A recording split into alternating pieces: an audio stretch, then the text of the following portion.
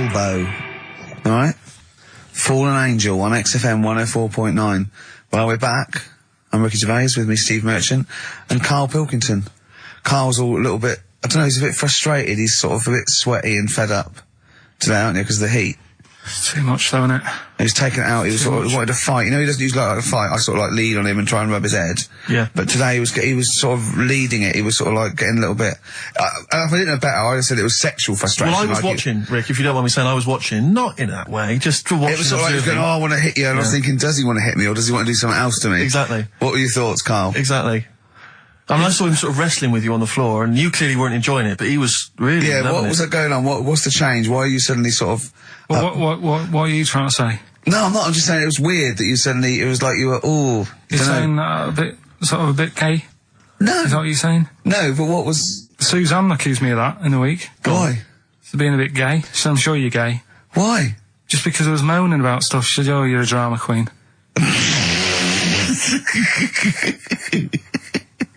Right, well that's what were you moaning about? Not having enough gay sex? That she didn't have a knob. Yeah. It's going, oh, why don't you get yourself a nice little knob? Yeah. I mean, can I call you Frank, please? Could you wear this false beard? Yeah. It's just, well, we'll talk about it later. It was about the 7 Wonders. I just wasn't that impressed. He wasn't impressed by it. He said, well, we'd say that, yeah.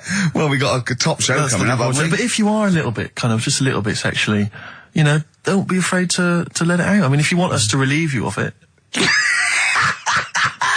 I'll tell you what. Let's have a little bit of Maggie May by Rod. Oh, it's a beautiful quite day. Killing a Georgie. That's your favourite song, isn't it? Oh.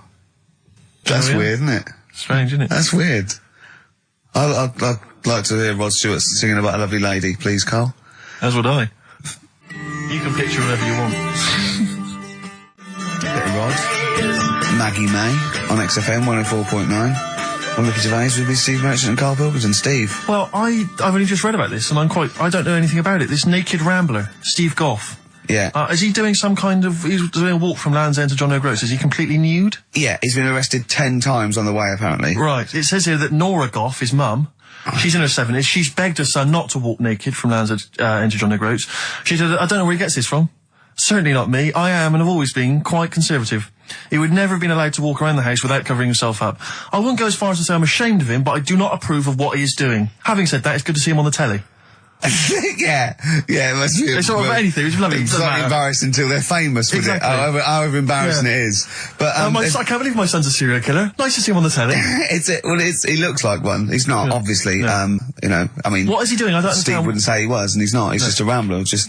But he's there, right? What's his motivation? He's just walking to, I don't know. It's just a nudist, I suppose. Right. And there's a picture in there, and Karl looked at it and he went, oh. What's the point of that? He went, well, look at him. He's got shoes and socks on. He's got a rucksack on. He's got a hat on. He's not nude. He's just got his knob out. Yeah. But he's got a full beard, thinking, oh, I want to hide some skin. Whereas this little chap needs the air. I'll pop him out all the time I can. They really annoy me. Because it's in the supplement today as well, with the Mirror, right? And they've done a bit about nudists and that. Yeah. Again. Same problems all the time. Go on. There's like an old fella sat there, just... How do you know he's old? Well... Why are you looking, Karl? Yeah. Looking at his face, aren't you, presumably? Yeah, I'm just saying he's old and he's sat there smoking a pipe. Sure. With his sandals on. Yeah. They're quite normal, just with his knob out. But look, he always make the same mistake. He's got a little white deck chair. Yeah. If you're nudist... Don't go for white. Why? Sitting on that, getting a bit clammy and stuff. White, don't go for white. Go for darker colours. I don't know what he's talking about. So do I, but I love it. I love the fact that he's just got loads of pictures of naked men. Yeah. Walking around with loads of pictures I'm just saying, a dirty arse on that. I think we've discussed the news before. I don't understand the impulse at all. I do find it bizarre. I mean, there's a picture there of 3 men nude in a pub. Yeah. Just having a chat. Yeah. Just having a chat. Oh, look at Karl carrying around those pictures. I mean, okay, fair enough walking around outside, but indoors? In a pub? Nude? Well, it must be a nudist Pop on a pair pub. of shorts. That must be a nudist holiday, I assume. As opposed to, like, the local. There is, though, isn't there? There was a thing in Bazaar magazine the other week where Sure. there was a picture of some people. They've got an airline of their own now. What, nudists? Nudes. Nude airline? So you can get on there. Your holiday starts as soon as you get on. Sure. And, but what's the point? Well, I'd be worried just about banging against things. You know. So to speak. Yeah, my shoes and things. Or spilling the when the waitress comes along. What, the air might she spill hot coffee? Yeah, that's a good point. Would she have to be nude? Would the stewardesses have to be nude? I don't know. But that bit as well, where they walk down the aisle and they have to check if you've buckled up. Yeah.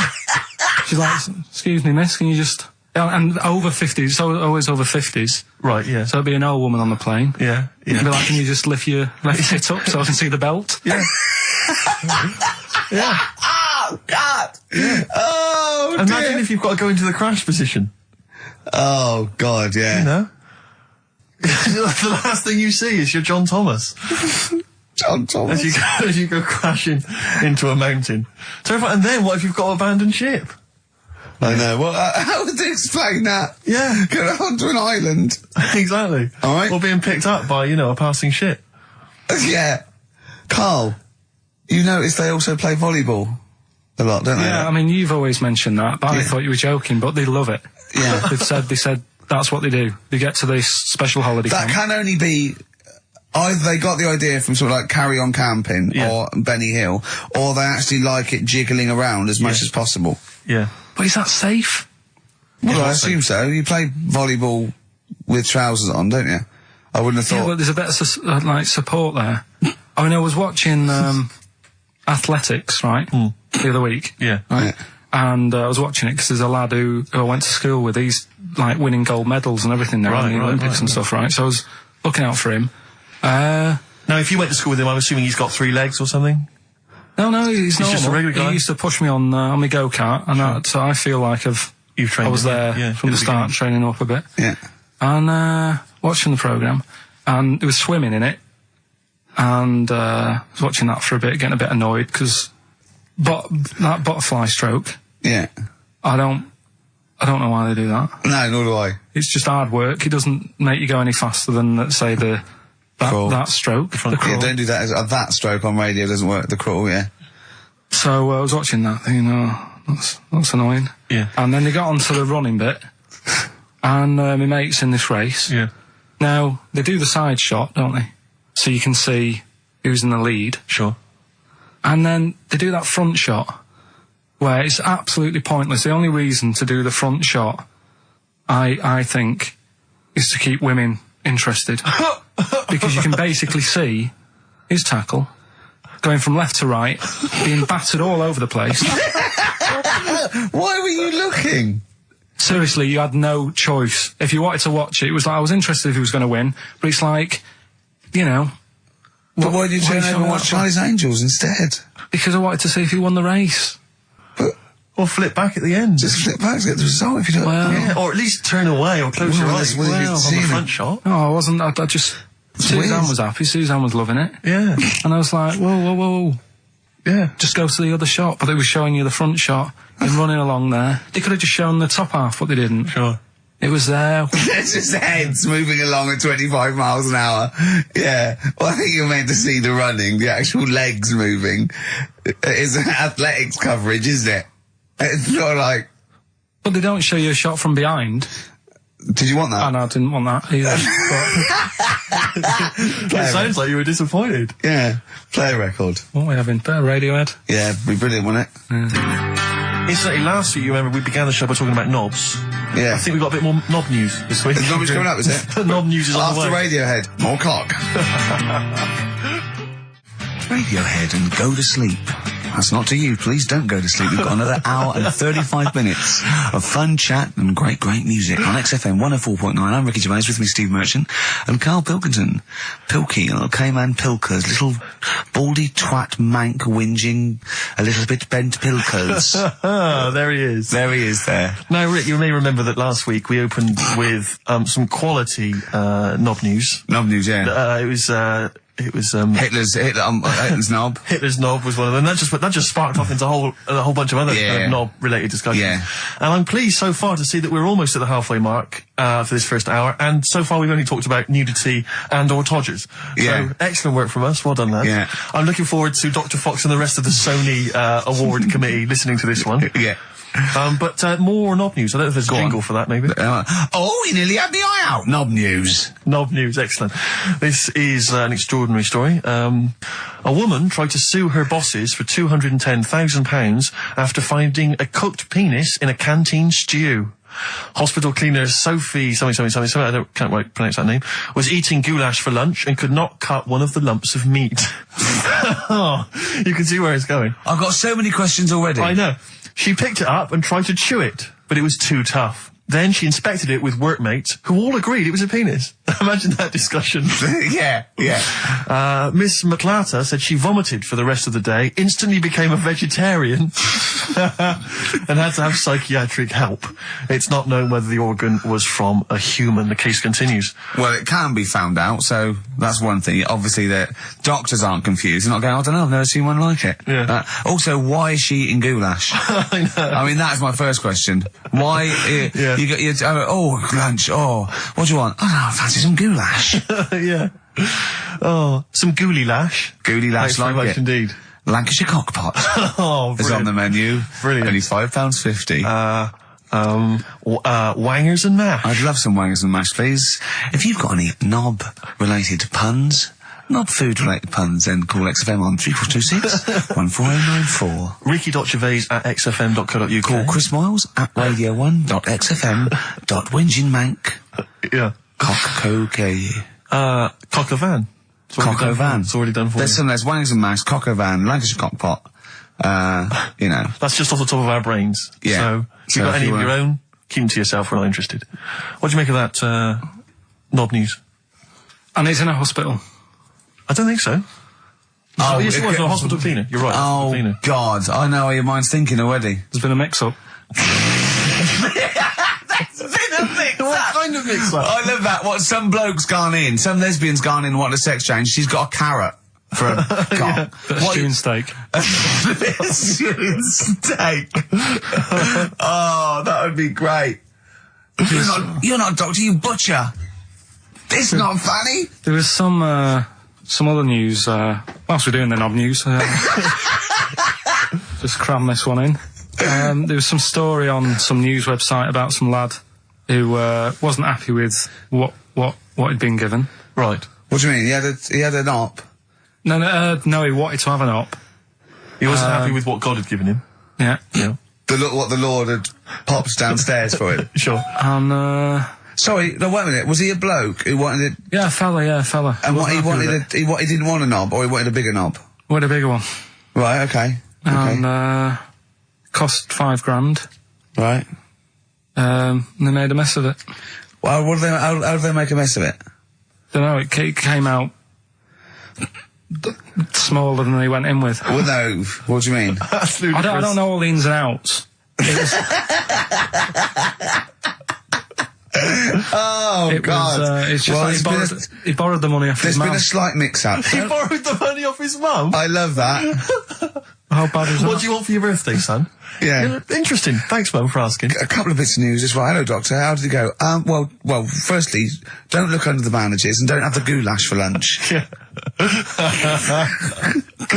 It was smaller than you went in Mum, with. you got £5,000. Why? Just give me tell me what it's for. You can have it if you tell me what it's for. Well, look at that. Oh, you need a bigger one. Yeah, definitely. There's the money. Yeah. On you go.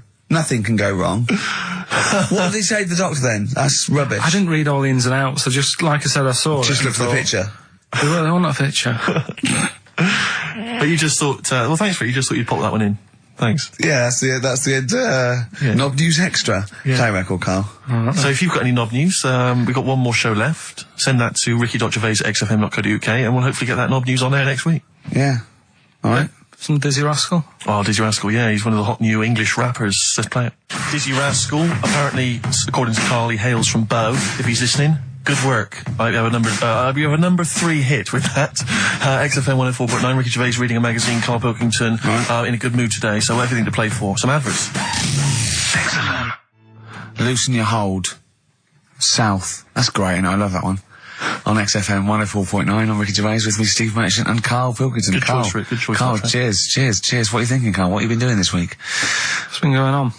Yeah. You'd be miserable because of the heat, obviously.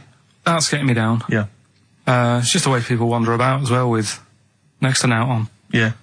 I'm always amazed by the men. It's just a certain breed of man. Guys, sometimes it's kind of builders, mechanics, taxi drivers, van drivers, but not necessarily students, all sorts of guys.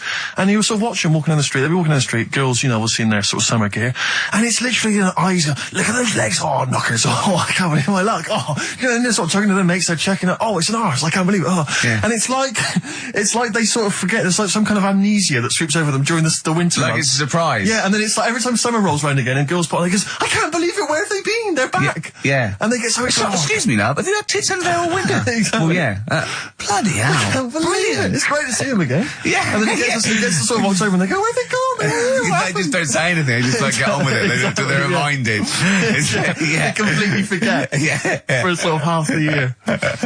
There was a fella this morning, I just nipped out having a cup of tea, reading the paper, reading that bit about nudists and that. Sure. And little old fella, must have been 75, Okay. walks past, shoes, socks, sort of shorts, but because he's old, I don't think he's got like a normal pair of shorts. So we're like suit pants, but short. So really smart shorts that I've never seen before. Yeah. But the thing is, with him being old and thin, Yeah. it's just, don't do that. Don't walk around like that. What, the legs? The legs and the back. He'd look like a little tortoise without his shell on. And you get everybody outside the I've cafe. always wanted to see a torch without its shell on. Yeah. Just to see if it would run really fast and go, this is brilliant. Just Yeah. scamper along. I saw a grotesque thing. I think it's Britain's fattest man. I'm not sure. He was huge. I mean, I don't wish him any ill, but so big. It was ludicrous. He was waddling down Oxford Street, and he was, I mean, genuinely, you know, I'm not a big fan of, you know, ginormous people. Rick Waller, for instance, turns my stomach. This guy was twice as big. He was extraordinary. And he sat down on a big bench and literally took up the whole space. And he reached into his bag, he's having his lunch, and he was eating an apple. And I really felt like I wanted to slap him on the back and go, it's a bit late for that, mate. Well, it's probably starting now. He's probably starting thinking that I'm going to make a change. And imagine if you'd have said that. Yeah. And it'd have been awful, wouldn't it? Yeah. He cut it in half, put it between two slices of chocolate. Yeah. I mean, I don't know how you get that. And waited for a pig to come past, shoved it in his mouth. Exactly. Just swallowed it whole. I don't know how he gets that big. And he was like, he'd come out to sort of soak up some of the sun, you know. Well, you look better with a tan. I suppose so. Yeah. Yeah. Was he wearing loose black clothes? He was, of course he was very That works up to a point. Yeah. And then, you know, it's not fooling Was it anyone. vertical stripes? Yeah. To make it look Yeah. thinner. Just people swimming past and think it's night. Yeah. That's Exactly. So, Karl. So yeah, so that's you know, that's been annoying me with the weather and that. Yeah. And then I love the warm weather. Although I can't sleep at night. I had 2 hours in front, just went and lay down in front of the window, in front of the French window, just because it was just too hot last night. But if I can sleep, I love hot weather. I love walking around when it's sunny. It's better for you. People are usually happier in hot weather. The sun is good for you. I mean, it has been hot. I mean, it's 100 degrees. It's probably too hot to work, but... mental, I can't think straight and stuff. You know, your little baldy head, isn't it bad for it? Because it just... Doesn't it get you, make your brain a little bit hot? Well, I mean, I'm just got my head on show. What about the nudists? Worry about them before you worry about me. Right? You know, another thing that happened in the week, you know, I've just had builders round, sorting the kitchen out. Yeah, sure. So virtually skint. But another problem happens. Boiler starts playing up. Right. Right? So, and you've got to have a shower in this weather. You've got to be able to have a shower and that and freshen up and what have you. Well, I have a shower every day anyway. I mean, 2 sometimes, but yeah. Yeah, but if you haven't got any hot water, you can't, can you? Right? Cold shower's alright, isn't it? Mm-hmm. Go on. So anyway, fella comes round. Yeah. 90 quid. 90 quid. 90 quid. All he did, turns up, says, oh, yeah. Just bang it. 90 quid. Bang the boiler. That's 90 quid. Last time I banged a boiler, it cost me 90 quid. And there was a lot of leakage then. Yeah. So I you know. I understand where you're coming from. Yeah. I do sympathise. But do you know, like, I catch them out as well. Do you know, like, you know, I know they're up to no good Yeah. and stuff. They don't earn the money. Sure. And he was in the bathroom, so I sort of creep up and I try and stick my head round the door to see what he's up to. When a bloke in the bathroom? Right. It's weird, isn't it?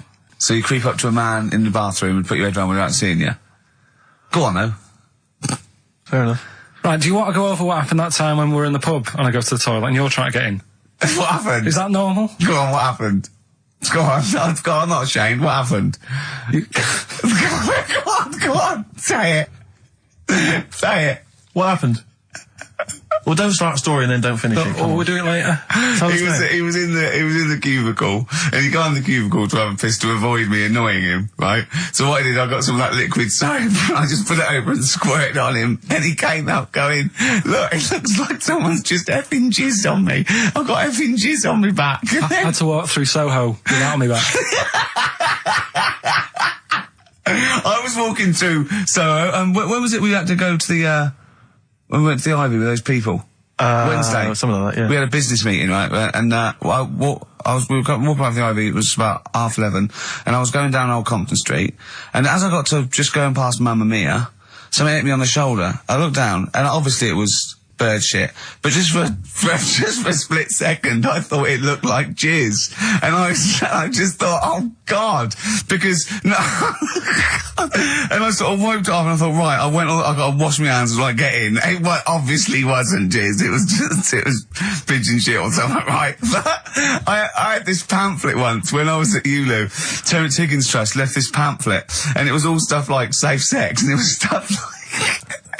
Honestly, I swear, it said things like, you don't have to have full intercourse. It said you can do lots of other things with your lover, like... It said like come into some fruit, e.g. a melon. It says, with friends, just come on the back of one of them, right? And then this is the bit that made me think, and I thought, oh my God, when I looked down, sort of on my shoulder, it says, come out of a window. Yeah, on any passing celebrity. Oh God! Oh, I'll get that pamphlet. If anyone's got that pamphlet, it was brilliant. So, yeah. Good, right, well, let's play a record. Do you reckon Noel Edmonds did stuff like this on his show? He's back. Oh dear. Smiths and Usk on XFM 104.9. Before that, we had Spunky News. Spunky News. Coming up, Monkey News. That's the sort of linked. This is Dr. Fox is no better than this. No. You must see we're getting better now. Yeah. Have you got any other news there, Carl? Well, you were just talking about bird muck. What a classy show this is. Yeah. I imagine someone just having a barbecue, tuned into this. Yeah. Can you turn the radio off? He's talking about coming out of windows again, darling. It's putting me off my sausages. Oh, well, I was walking down the street and this pigeon, sparrow, whatever, did its thing, and it landed on my ear, and I was like, oh God. So I thought, well, I'm not going to wipe it off. Why not? Because I don't want to get it on my hands. Right? So I thought I'd leave it till I get home. So it's probably about... So you went to work. Oh, met some friends. Yeah. Oh, Yeah. about midnight. Went on the pool. So I was best man, so after the speeches. That is brilliant. No, it was on there for, I don't know, half an hour or something like that. Brilliant. And I'd get home and get Did it some... not kind of slowly ooze down your neck? No, it's fairly hard. Right. And sort of corroded my ear. What are you talking about? Why did you leave it there, though? Why not just wipe it off with something? I can walk round with... Pop in a newsagent and buy some tissues. And then I look stupid. What do you mean? Where is the bird smuck on your ear? Brilliant. They're all wearing that now. But no, what is it they eat? It's alkaline. No, it's really strongly alkaline, isn't it? Or is it acidic? I don't know. Maybe someone knows. Is bird milk acidic or alkaline? But it's corrosive, yeah. Weird, Yeah. weird. Weird, It isn't it? didn't seep into your brain. Yeah. Listen, do you want to do you want to set up Songs of Phrase? Yeah. Oh, God. If you've not heard the show before... I thought we weren't doing this week. I thought we weren't. No, we'll do it once, right? And then next week's the last one, so we'll do Rockbusters. Leave That them might be the last one ever, depending on whether Carl decides to come back Yeah. in October or not. I'm bored of it. I told you I'm bored of it. Why are you bored with it? I get bored quick with stuff. Yeah. I told Suzanne the other night, I was lucky she was, that I haven't got rid of her yet. She's, you know what I mean? Things... You put on a soft music though first, didn't you? You didn't just like start getting that right. you opened a bottle of wine. You're a very lucky girl. Sorry? Well, I usually get bored with you and that. Yeah. Oh, dude. You're lucky you haven't pissed off. Yeah. Do you want to open the champagne or what? Well, she was annoyed the other Carl, night. what's that on your ear? Don't worry about it. Where'd you get out? We're walking to the pictures, right? To go and see Bruce Almighty. Sure. Why? And just something to say, innit? Yeah. So you were trying to sneak in the back. So on the way, cutting across Leicester Square, and those fellas who sell roses, he comes over. Do you want one? Do you want one? I said, don't do that. She's allergic to them. Right. So he'd go away. Yeah. She got all annoyed about that. Because she's not allergic to them. Well, she's not allergic now, but they're about £3 each. She go, what the, But the point of that, Carl, is not that she really wants a rose, it's that you're willing to spend £3 on her. Taking us to the pictures. How much was that? That was £8 each. Did you pay for it though? But didn't you ever... If I know you had her dressed up as a small child. yeah. Me and my son, please. Or you made her sit on your shoulders and wear a long coat. Yeah, exactly. Anyway, listen, Songs of Phrase then. You paid for her to go in and then you went and had a pint while she watched it. Yeah, there's no point in both of us seeing it, but tell me about Tell it, me won't what you? it's like. Oh, right, Songs of Phrase. So let's explain what Songs of Phrase is. You do it. Okay. Oh, really? If you think that Carl is bored with life, then you will be even more bored once you have heard this particular quiz. The gist of it is that Carl has taken a well-known phrase Well, or saying no, stop you there. Not a well-known phrase. Something that he said once. on this show, Yeah, probably. and he's somehow compiled together a number of different songs which have somehow built up that particular phrase or sentence. If it's anything about Chinese people, Philip Bailey will be involved. That's all I can say. Okay, let's hear it then, Carl.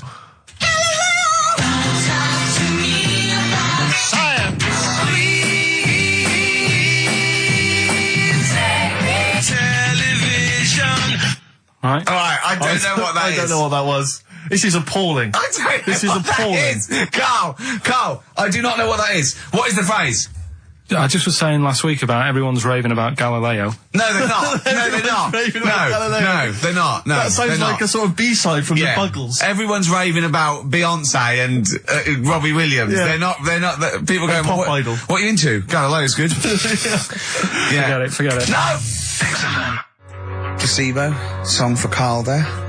That's Special Needs on XFM 104.9. I'm Ricky Gervais with me, Steve Merchant, Karl Pilkington. We were doing Songs of Phrase. Oh yeah, I forgot about that. Yeah. Oh god. So what is this phrase? What is the phrase, Carl? Last week we were talking about Galileo, Right. and I just was saying, years ago, I can't remember now, when was it? When was he doing his thing? End of the 16th century, I think. Right.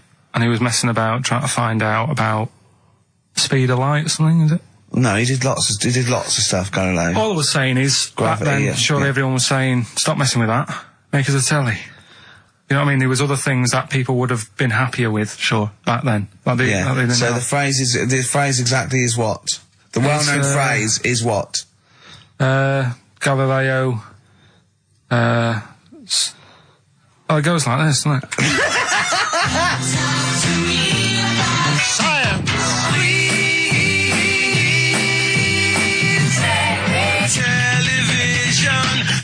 Right. So it's Galileo's stop Talking to me about talking about science. science, make me television. Make me television. Yeah. So you email in with the bands and that. Brilliant. Right, let's... That is rock bottom. I mean, the well-known phrase being Galileo, stop talking to me about science, make me television. As a well-known phrase is one of the weirdest things I've forget cheers out of windows and things like that. That is the weirdest thing I've heard on radio as a competition. Can we have that one next week? Okay, well here are the prizes. If you think, Rick, if you think the quiz has hit rock bottom, wait till I tell you these prizes. No, brilliant. Oh. I know that we're very much pushing new music on XFM, and it's an alternative music station, so you'll be pleased that we're giving away now That's What I Call Music 55, featuring the likes of Busted and Daniel Bedingfield. Brilliant. You really know how to cater to our audience, don't you? The best dance album in the world, that includes DJ Sammy, Scooter, and Liberty X on there. So look forward to that. Yeah. This is not so bad. Nick Cave and the Bad Seeds, a live DVD of a, pardon me, a performance, and some, pardon me again, but, anyway. That basically sums up the prizes.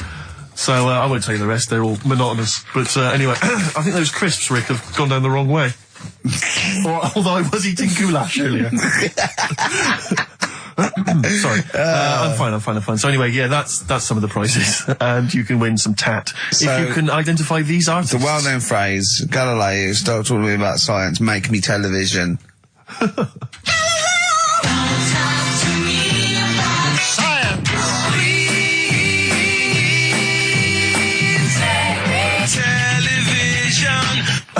I just emailing. But easy this week, I think. Those, yeah. Play a record, Carl. I mean, it's ridiculous. Ricky.gervais@xfm.co.uk. The Pixies on XFM 104.9 Holiday Song. He's talking about people coming round and just banging the boiler and charging 90 quid. I think it was last Christmas. We had a dripping tap, right? And it started off just dripping a little bit. And then after a couple, I thought, we'd get that sorted out. We couldn't actually turn the tap. It was just solid where the washer had gone. And then over Christmas, like a couple days before Christmas, it just started flowing. It was just like on. And I was thinking, this is terrible. It was terrible. It was the hot tap. And of course, the caretaker gone away, everything had been closed down. So I called out an emergency plumber. Christmas, like, he couldn't get it to turn the tap off, right? So he was trying, and in the end he said, well, what I could do is I could just squash the pipe. Right, cut the pipe and squash it, and then you could change the whole thing. I'm like, yeah, whatever, right, because I can't have this, I guess. So, he said, I've got to go to the van, and he got this tool, came up to squash the pipe. He was only a young lad, right? Wasn't strong enough. So I had to help him squash the pipe. Right. He squashed the pipe, cut it, put a little nozzle on it, just to seal it, right? And I was 180 quid. 180 quid? And I want to say, surely that's half mine. Yeah. I helped it, and I was sort of being sarcastic. When Johnny was there, I was going, how much was that tool? He went, it was only about 9 quid. I went, pays for itself, isn't it? Yeah. And I was going, can I get one of them? He was going, yeah, get them anywhere. Obviously, didn't it? And then he went, I wrote a cheque for 180 quid, and he went, oh, I didn't charge you for the nozzle on the end. I went, no. He went, I said, how much is that then? He said, £2.50. So I can leave you cash for that. £2.50. £182.50. So he hadn't even really sorted the problem out. But what can you do? What can you do? He wasn't ripping me off. That's the prices. Yeah. He's not going to go, I'll tell you what, mate, because you helped me, call it quits. Just buy me lunch. It's not going to happen. Yeah. My mate was locked out of his flat once, and he went out and shut the door behind him, and that was it. And he looked through a letterbox, and he could see his keys, right? Phoned the locksmith, says, look, can you come round? I can see my keys, right? It's just have to go out. And he went, well, yeah, but that doesn't matter. I said, I'm going to try it. It's 90 quid. And he went, 90 quid? He went, but I can see the keys. He went, yeah, I can get them for you. And he went, and my mate said, you're going to come round, you're going to charge me 90 quid, and you're going to scoop my keys up with a bent coat hanger. And the locksmith said, have you got a bent coat hanger, mate? It's brilliant. But it's a fair point, isn't it? Do you know what I mean? It's a fair point, that's it. And what can you do? Yeah. I'd have gone, thanks for the expert advice, and then asked a neighbour for a bent coat hanger. And they went, well, we'll call it 100 quid. Yeah. But that's more expensive than a locksmith. Well, yeah, because you're going to illegal traders. Exactly. We've got no licence. Yeah. You've got to pay a little bit more in case we get fined. Exactly. But that's what was going on when, the fellow was round the other day fixing the boiler in the bathroom. Just wanted to make sure that he was working on it, because it all went quiet in there. Mm. He had the door shut. I'm trying to have a little quick sort of peep, seeing if he's doing anything. And I push the door. It's like this sounds. But just pushing the door slowly, and he's going, "Don't come in." I was like, "What are you doing?" Well, what was he doing? Don't know. But then he's like, 3 down, probably doing a crossword again.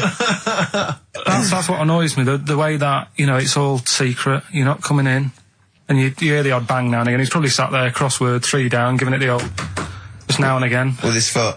Just annoying. Yeah. How much did he charge you? 90 quid. It's just under 90 quid. Yeah. Yeah. And all he said was, you know, give it a bang. If it don't work again, give it a bang. What does that mean? Is that an air block? And they just like, what is it? I don't know.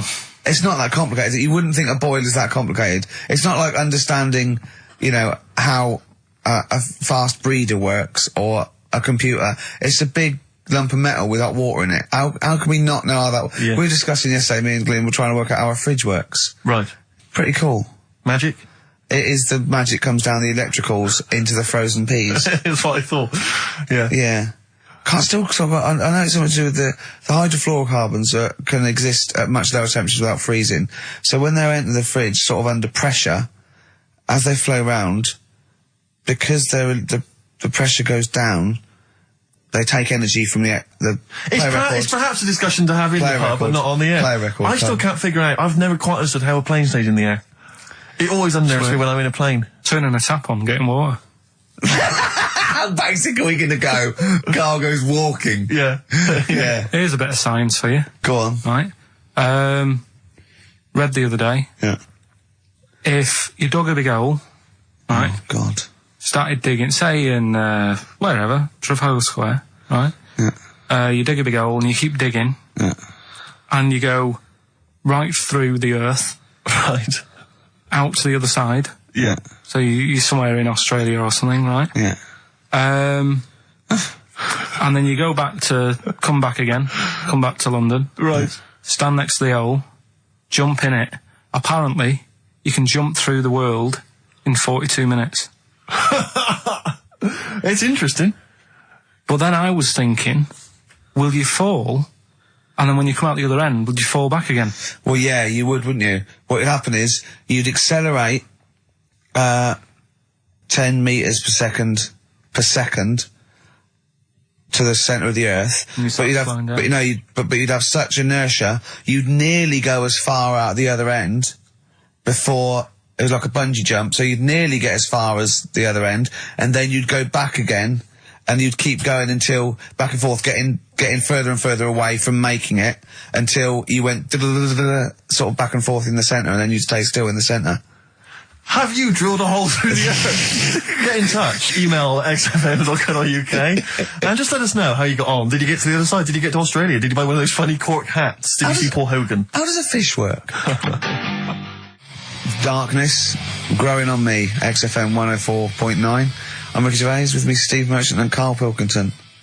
I lost him, didn't I, in a little conversation? Yeah, you were talking about quantum physics, to be fair. Yeah, I was just explaining what a black hole was, because we were talking like that as well last night. And just halfway through, he just went, yeah. And put his headphones on. Yeah. Brilliant. Yeah. Oh, the thing about Carl is he speaks with such authority about things that he thinks he knows about. Monkeys. And when you try to explain to him about stuff, you know, he goes, no, of course ghosts exist. And you try to explain to him why it's conceivable they don't. No. He can't be bothered with that. Yeah, you did all your learning at about 12, didn't you? Yeah, but I'm still picking bits up now. Said without irony. Oh, brilliant. What have you learned recently? Anything interesting recently you've learned? Darwin, that's why I was asking you about him. Right. Yeah, Darwin, we know what you did, didn't you? I don't know what he did. I just read the other day that they've got a treatment for whatever illness he had. I thought it was a bit late. Can you imagine that, saying that to his family? What did Darwin do? I don't know, you were just trying to explain it to me, but I'm busy doing stuff, aren't I? I can't take it all in whilst I'm sorting the ads out, putting CDs in. You know what I mean? Ticking off the knob news. No, but he formulated the theory of evolution based on natural selection. Yeah, but wait, though. Do you think that's good? Do you think he's well done? You're impressed with that? Because you're not impressed with things like, you know, you famously said, Newton, so it said gravity, but it was already there. If we'd have been floating around, it'd been a problem. We weren't, so keep out of it. That's what you said. You said Einstein. I've never used EMC squared in my life, but the bloke who invented the video recorder, I watch one a week. So I wonder if you're impressed by Darwin formulating, I think, the most important scientific theory since Newton's laws. Has it made a difference? Or whatever he said, would it have happened anyway? You can't do that. You're not allowed to say that. You can't say, oh, well done, I'd have found it eventually anyway. You can't do that. You've got to give people their due, do you know what I mean? But now it's difficult to find stuff because there's less to find out now. It's not a competition. But on what scale? On what scale are you looking at? Why do you mean there's less to find out? Well, no, I mean, they're bringing stuff out that... Do you know what I mean? It's The just... iPod. Well, yeah. Sure. Didn't see the point in that, No. the iPod. Do you know, he actually listed the 3 songs he'd ever want to carry around with him. I can't remember what they were. What are the 3 What songs was it? you'd put on Killing your a iPod? Georgie. Killing Georgie, yeah. Yeah, what else? Probably have Elvis in the Ghetto. Right. Yeah. Moving. Living in the City. Stevie. Do you know what I like? Do you know why that? Because that's like a little film to him. Yeah. That's 3 songs where there's a little story. He knows the ending. Yeah. But it's someone singing it to him. A little... Just put them on it. How many songs can it hold? Well, 7,500. 7,500. Put that on 7,500 times. Sure. Well, you don't need to, do you? I mean, that is like that joke. The wish. Imagine putting on 7,500. You know that joke about you got 3 wishes. It says a never-ending bottle of Guinness. And he goes, second wish, you have 2 more of these. Yeah. You don't need to put them on 7,500 times, do you? No, you don't have to. Never mind, Carl. Never mind. Answers rushing in, we should point out, for the quiz. Most of them agreeing that it's pointless. Some people have called it... It's songs of phrase, of course. Some people are referring to it now as songs of arse. Which is more than appropriate. But you'll be pleased to know that it's ending this week, and next week we've got the return of the even more pitiful Rockbusters. For the last one. That's back for the last one. We perhaps also need your petitions to Carl. If you want us to stay on the air, then you need to petition Carl, giving good reasons why he should stay, why this show isn't boring, or rather why he shouldn't be bored by it. I mean, you're bound to be bored as listeners, but obviously he's running out of steam now. What are you fed up with? You're just fed up with, in general, are you? I mean, you want your Saturdays back, do you? Just want a bit of a life back, that's all. But you don't do anything with your life when you've got why it. don't you do this instead of, like, your day job? Can't. It's more important than my day job, innit? That's what earns the company money and that. Know what I mean? Well... So... Why don't you do a regular show then? Sack someone who's, you know, quite frankly not putting in the way. I've done that. I did that years ago. What do you mean? Done it. Told you, I've done a lot of stuff. Boxing, done. Tick. Dancing, done. No, you turned up, the place was shut. Yeah, but... Dancing? When did you do dancing? That's when he went and said, I want to do dancing, and he went along to the place, and it was shut, and that was it. And he said, I didn't do it anymore. That's not doing it, is it? Boxing, he had a fight with one lad, then the lad beat him up, and he didn't go again. Oh dear, it's pathetic. Well, anyway, yeah, so this is basically our penultimate show. Next week's the final, and we're all looking forward to that enormously. Yeah. But that may be it forever then, and this, you know, all for one, all, you know, one for all for one. The Three Musketeers, gone forever. Yeah. I, for one, will be pleased. Oh, I have to get some of these taped, because I like coming in and sort of, you know... Incidentally, Rick, don't be afraid to nick as many CDs as you see fit on that last show. People have already nicked them. No, I know, but just take whatever you want. If that 4 Non-Blondes is still there, isn't it? I think it's still there. Because I don't want that to be nicked. Yeah. And I got a feeling, because I don't think there's any Smiths in the library, but there's quite a lot of Gina G. Really? What? What was that sigh for? Nothing. What? Ooh. Play a record. Monkey News is on the way, plus the This results. isn't radio.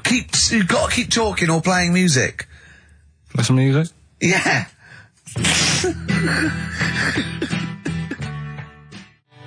Heart of Gold by Neil Young on XFM 104.9. Pop Idol, of course, begins this evening. I know you're looking forward to it, Rick. Yeah, love it, It's love always it. a joy, and especially those early rounds with the mentors, divs. yeah. Yeah, they are always extraordinary. That's the only reason I watch. I mean, I can't be bothered with the later contest.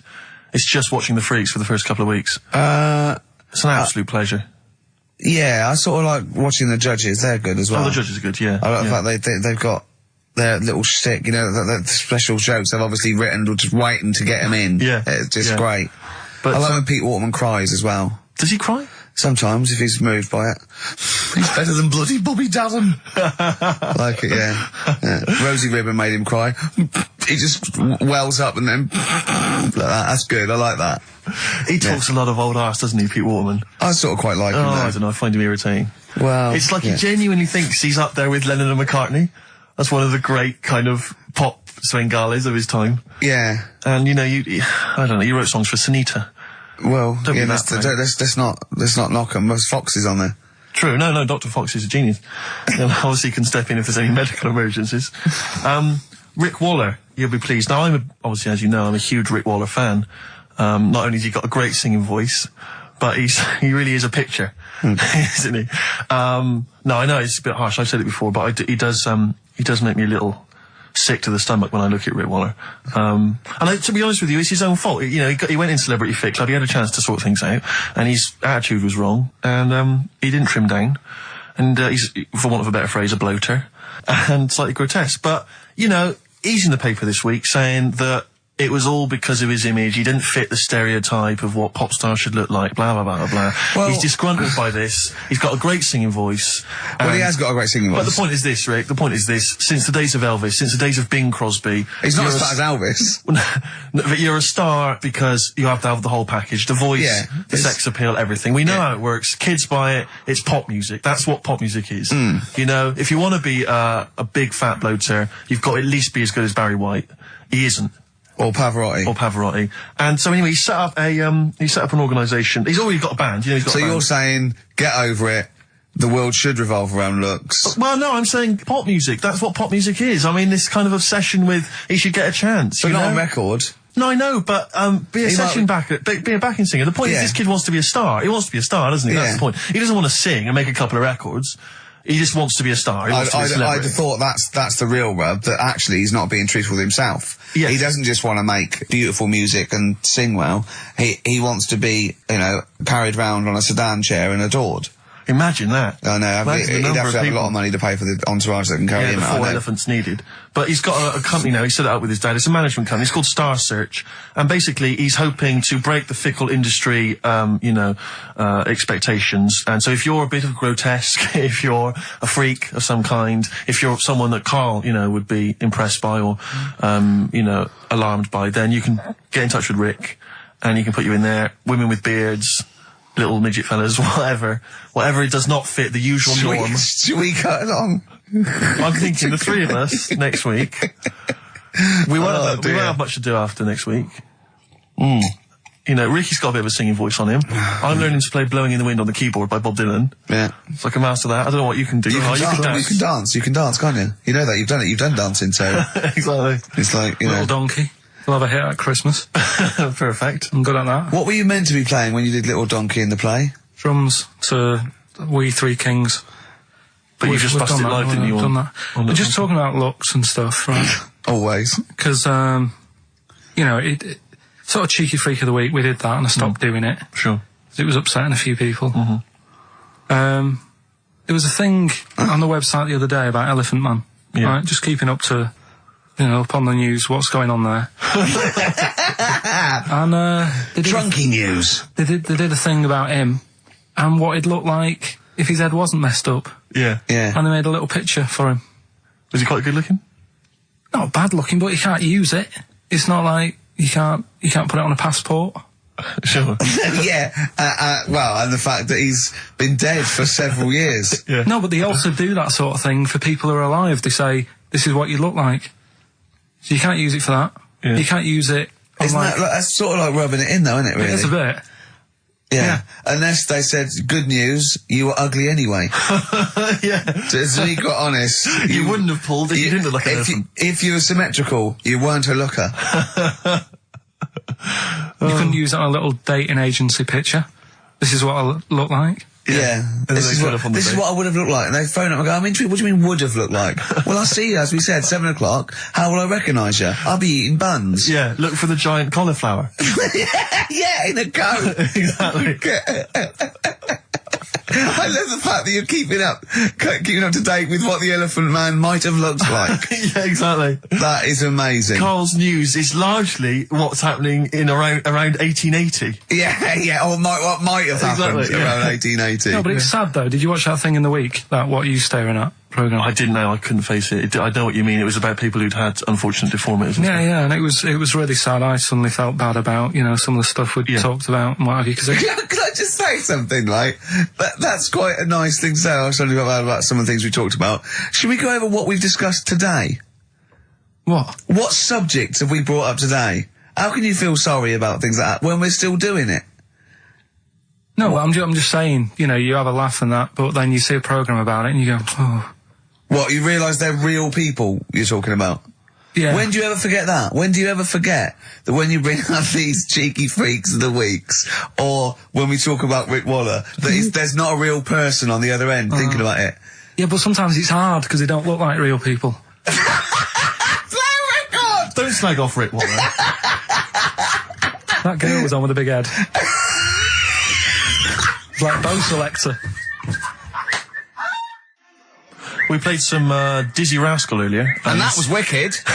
exactly. And he's the new kind of the kind of London rap sensation. Yeah. But let's not forget Credit to the Nation from 1994.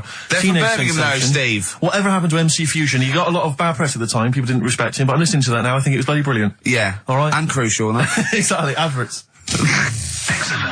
Kings of Leon, Molly's Chambers on XFM 104.9. I'm Ricky Gervais, you're Stephen Merchant, and that little bald head mank over there is Karl Pilkington. Cockaliki soup. Cockaliki soup is fine. That was one from Nick. Thanks for that, Nick. Yeah. Is it I monkey was news? referring to the woman who chewed on a knob in a goulash. exactly. If you just tuned in, you've missed that hilarious story. Yeah. We still don't know why she was eating goulash. I've got a rash, look, come up my arm, look at that. Brilliant. Fascinating. Thanks for that. That's from rubbing his head, getting him in a headlock. And have you got some on your hair? Because look at that, that's like a heat rash. What do you wash your hair with? Have you still got that bird shit behind your ear? What is that? That's really worrying, isn't it? It's like how, like, the body changes over many years of sort of certain things. Yeah. It's like your body changes to protect yourself from the sun and what have you. Yeah. My head just got used to being rubbed. It's Yeah. reacting now. Oh, that's a defence mechanism. Yeah. Right, I see. All right. Look at that, that's horrible. Anyway, You've got something on your hair, you know. Monkey news? I was going to say the winner. I don't think anyone cares. Oh, come on, someone got all of them, didn't they? Well, okay, play it again then. This was Songs of Phrase. You did this The earlier. well-known phrase is Galileo, stop talking about science, make me television.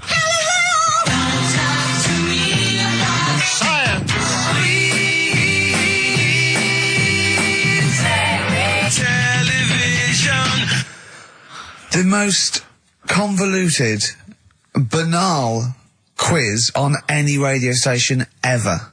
I mean, I'm including Moyles, Chris Evans, do you know what I mean? Simon Bates. That's worse than anything they ever did. Apparently, Channel 5 have bought the rights. Anyway, what were the brilliant. answers, Carl? We had Queen in there, Altered Images, Thomas Dolby, Yeah. Beatles, Aretha Franklin, and Red Hot Chili Well, Peppers. extraordinarily, Tracy and John Burton from Colchester and Essex got all of those right. Why they would want the prizes, I've no idea, but good luck to them. They can enjoy those at some point. God bless. Okay, monkey news? Do you want a bit? Yes, please. Play the Jingle? jingle. This rash is weird. Oh, chimpanzee that monkey news. Right.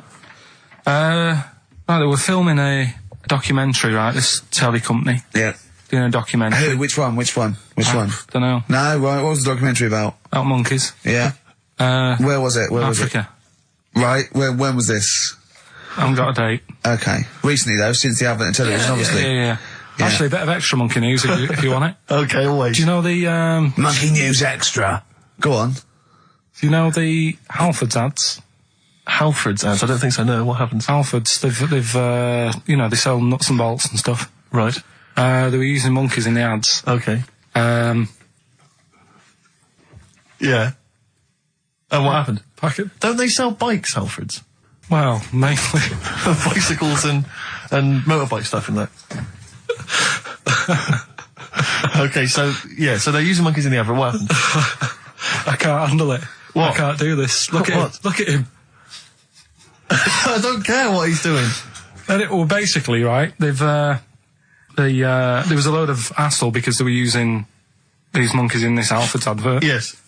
Right. And what happened? Get to the point. It turned out there wasn't a problem because they were mechanics in the first place. Well, they were monkey mechanics. Yeah. What are you talking about? Mental. What are you talking about? That's not a Right, story. anyway, listen, let's get back onto They were it. mechanics in the first place. Right, listen. Right, so they're making this documentary. Right? And stumble across a little gang of, Come on! Get on with it, please. little gang of monkeys. That's Yes. the first time I've ever laughed, I'll hear that. I know. Well, brilliant. What do you want? A cake? Come on. Can we play a song? Oh, I don't understand what is wrong with you, you freak. It's making me laugh. Just tell us the story. All right then. All right. So anyway, right. So there's this documentary being made. They found a little gang of monkeys. Right, play a song. I don't know what's going on here. I apologise. It's just if you were looking forward to monkey. Got to hide your love away. According to the Beatles on XFM 104.9, I'm Ricky Gervais with me, Steve Merchant. Right, Carl, come on. Monkey news. Everyone's composed. The jingle, please. Oh, chimpanzee that monkey news. Excellent. Okay. Right, where were we? We were just start again. There's some people making a documentary. For what? Okay. Making a documentary in a jungle and that. Right. Stumble across a little gang. Okay, come on. All right. A little gang of monkeys. Yeah. Oh, come on. So the camera crew are there filming it. Yes. Everything's going normal. It's all fine. Nothing odd about it. Okay. They're not running a restaurant. They've not got any barber shops. Nothing. No. Just regular monkeys going about their business. Yeah. So anyway, what normally happens is the monkeys sleep with a partner. They already do what? They don't sort of sleep around and that. Once they find the a girlfriend or the boyfriend or whatever, yeah. they stick with them, right? Okay. But anyway, they were watching this one, right? And it's going around a bit, sleeping around. Oily. And it was getting fatter. They thought, this is a bit odd. Yeah. Right? So followed it round and see it having it away. Turns out, little prostitute.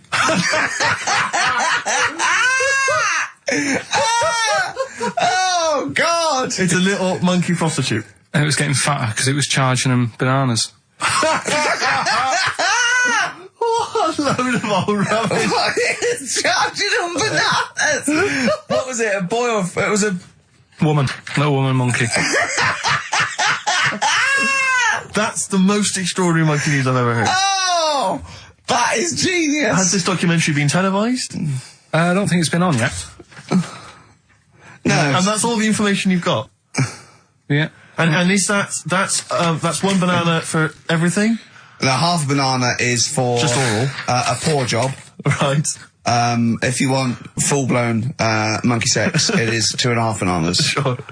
So, Let's just play a song. let's just play... All right, well, this is our penultimate show, so we're back next week. We're going to make it a barnstormer, I'm sure, lads. I want 100% behind it, 110% next week. All right, none of this giggling, none of this infantile giggling, like two schoolboys. Right. All right, we're going to come back, we're going to have some quality monkey news next week. We're going to have all kinds of treats, I would have thought. Okay. Some great prizes.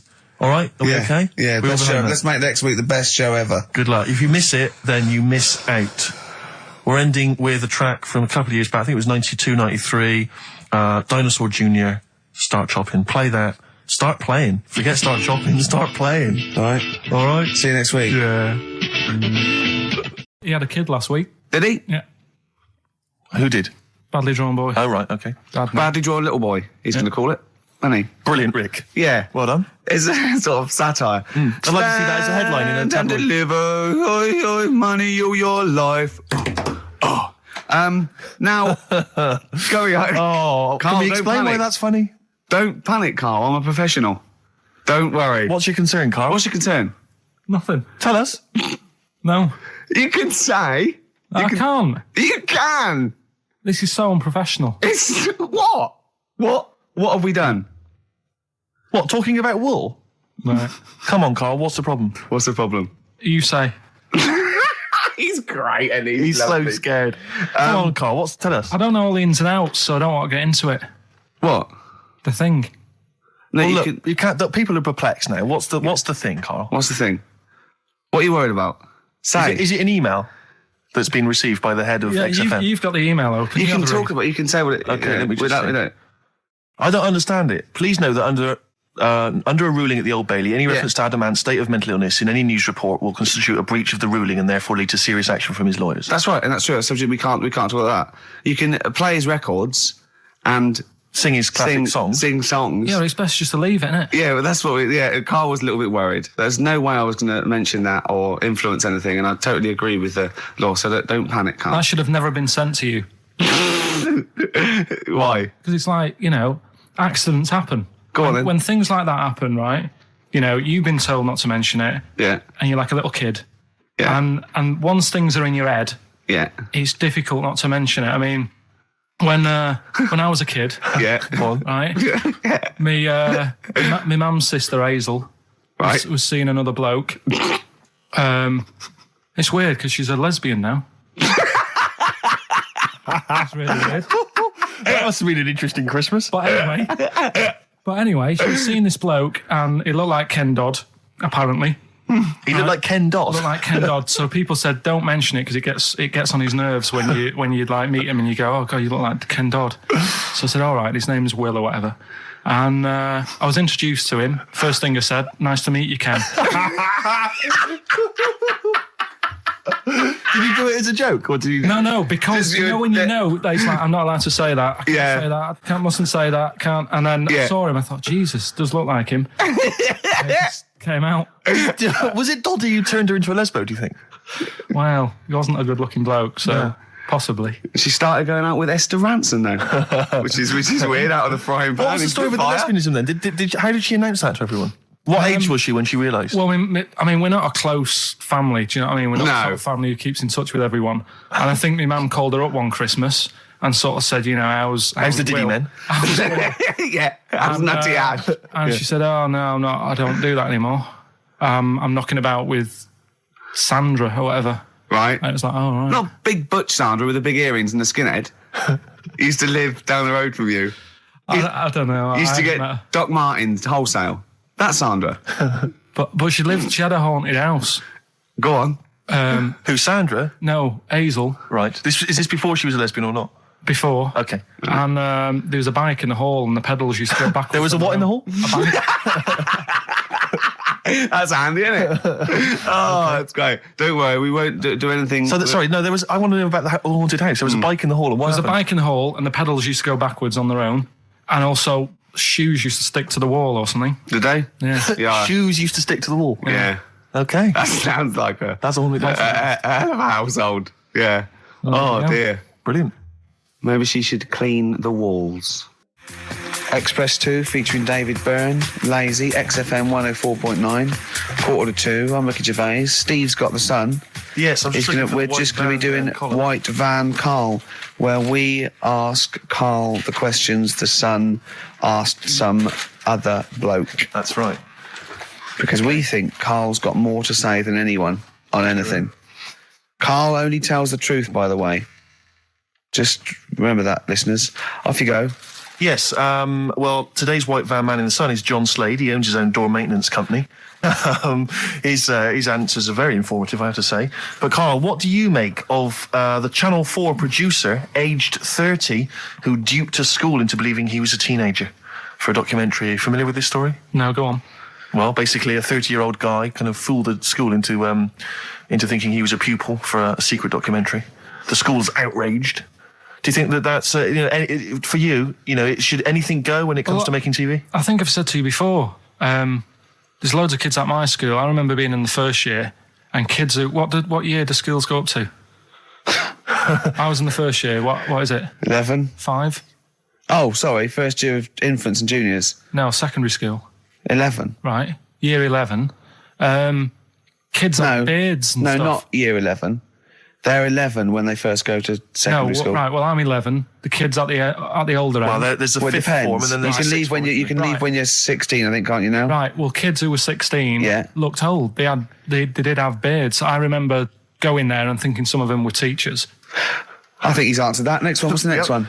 Tattoos and everything. I think they're kids in the earlier years even. What do you make of the fact that Mariah Carey's £38 million payoff has cost EMI staff their jobs, and we're talking 1,800 EMI staff who have lost their What do jobs? you think of that?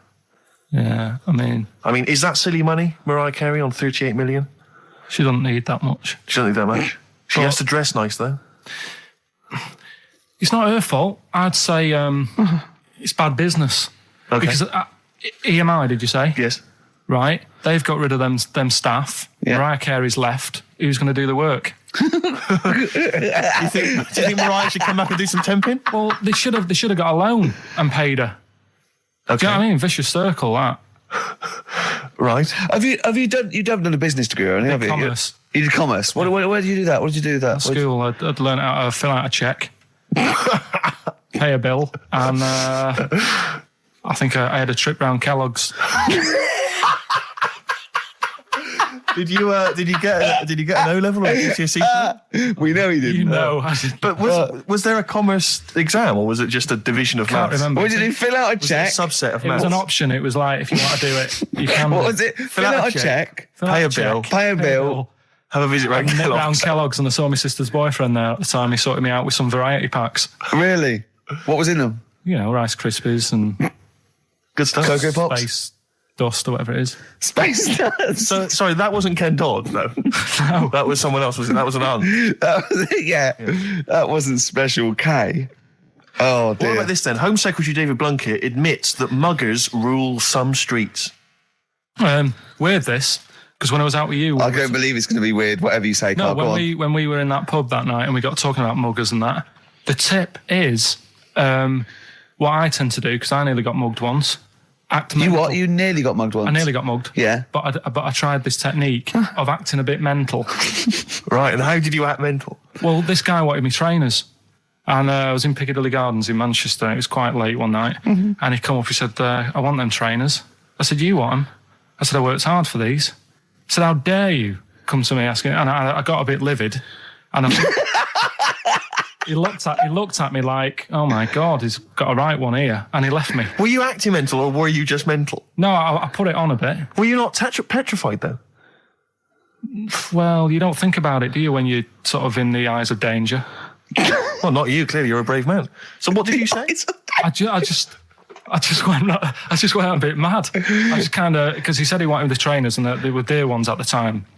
And I just, no, you're not having these. So I've crafted you. I said, I wanted these trainers. Yeah. And, went on to tell him how I work at printers and I don't enjoy it. And, I put in all these hours and that and I have to cycle home for about 5 miles. And Did he give you his trainers? Yeah. Did he have a knife or I anything? just left. No, it didn't get that violent. Well, that's very brave of you, Carl. Yeah, it's That's good. good advice, though. Just act mental. See, Watts actually tried it the other night.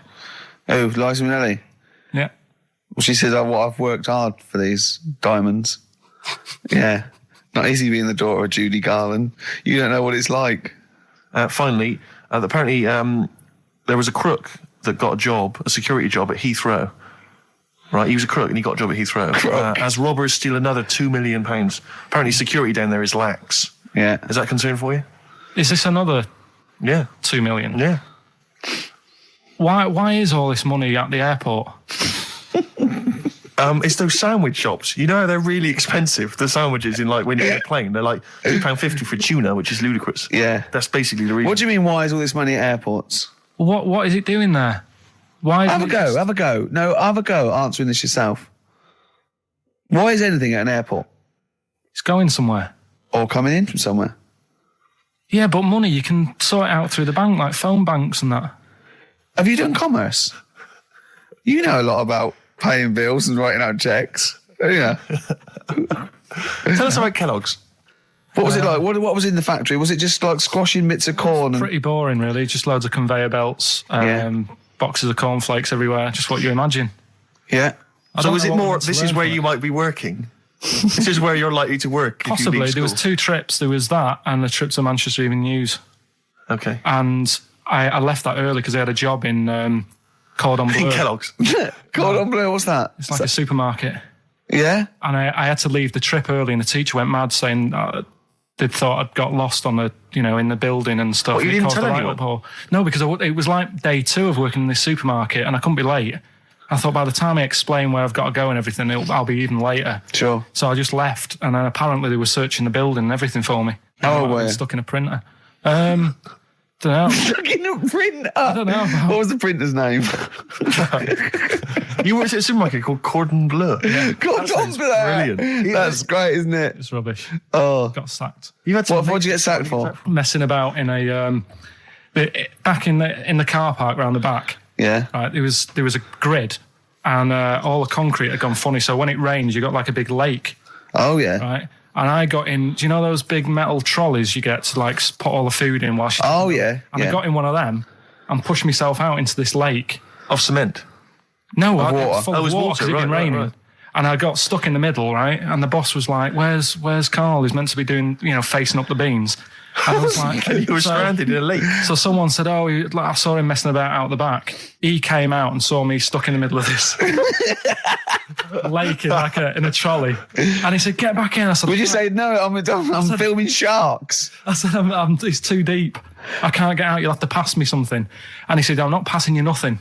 He said, "You can get out of there and walk through it." I said, "I'm not. I've got my trainers on, probably the same ones." Yeah, you've risked actually. your life for them. Yeah. I said, "I'm not getting these wet." I said, "He said, what are you going to do?" I said, "I'm going to wait for the water to go down the grid."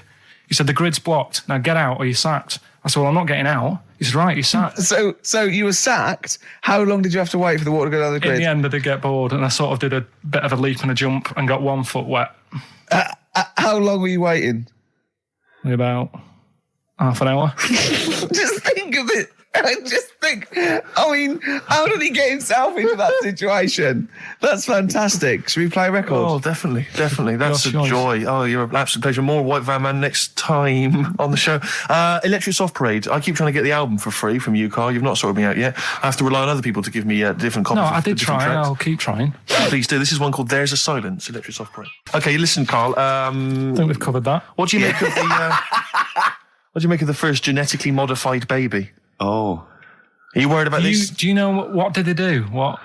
Let me see what it says here. It Well, says, isn't it just choosing the eye colour? Well, this is the concern, isn't it? That in the future you'll be able to decide whether it's a boy or a girl, how intelligent it is, what it looks like, is it handsome, is it ugly? Obviously, no one will choose an ugly baby, and so on and so on and so on. And so it means that where will it lead? Where will it end, Carl? Are you concerned? I've thought about this a lot. What will us three look like in the future if listen. they're being, genetically modified beautiful people? What will we be like? How will we be considered in society? True, yeah.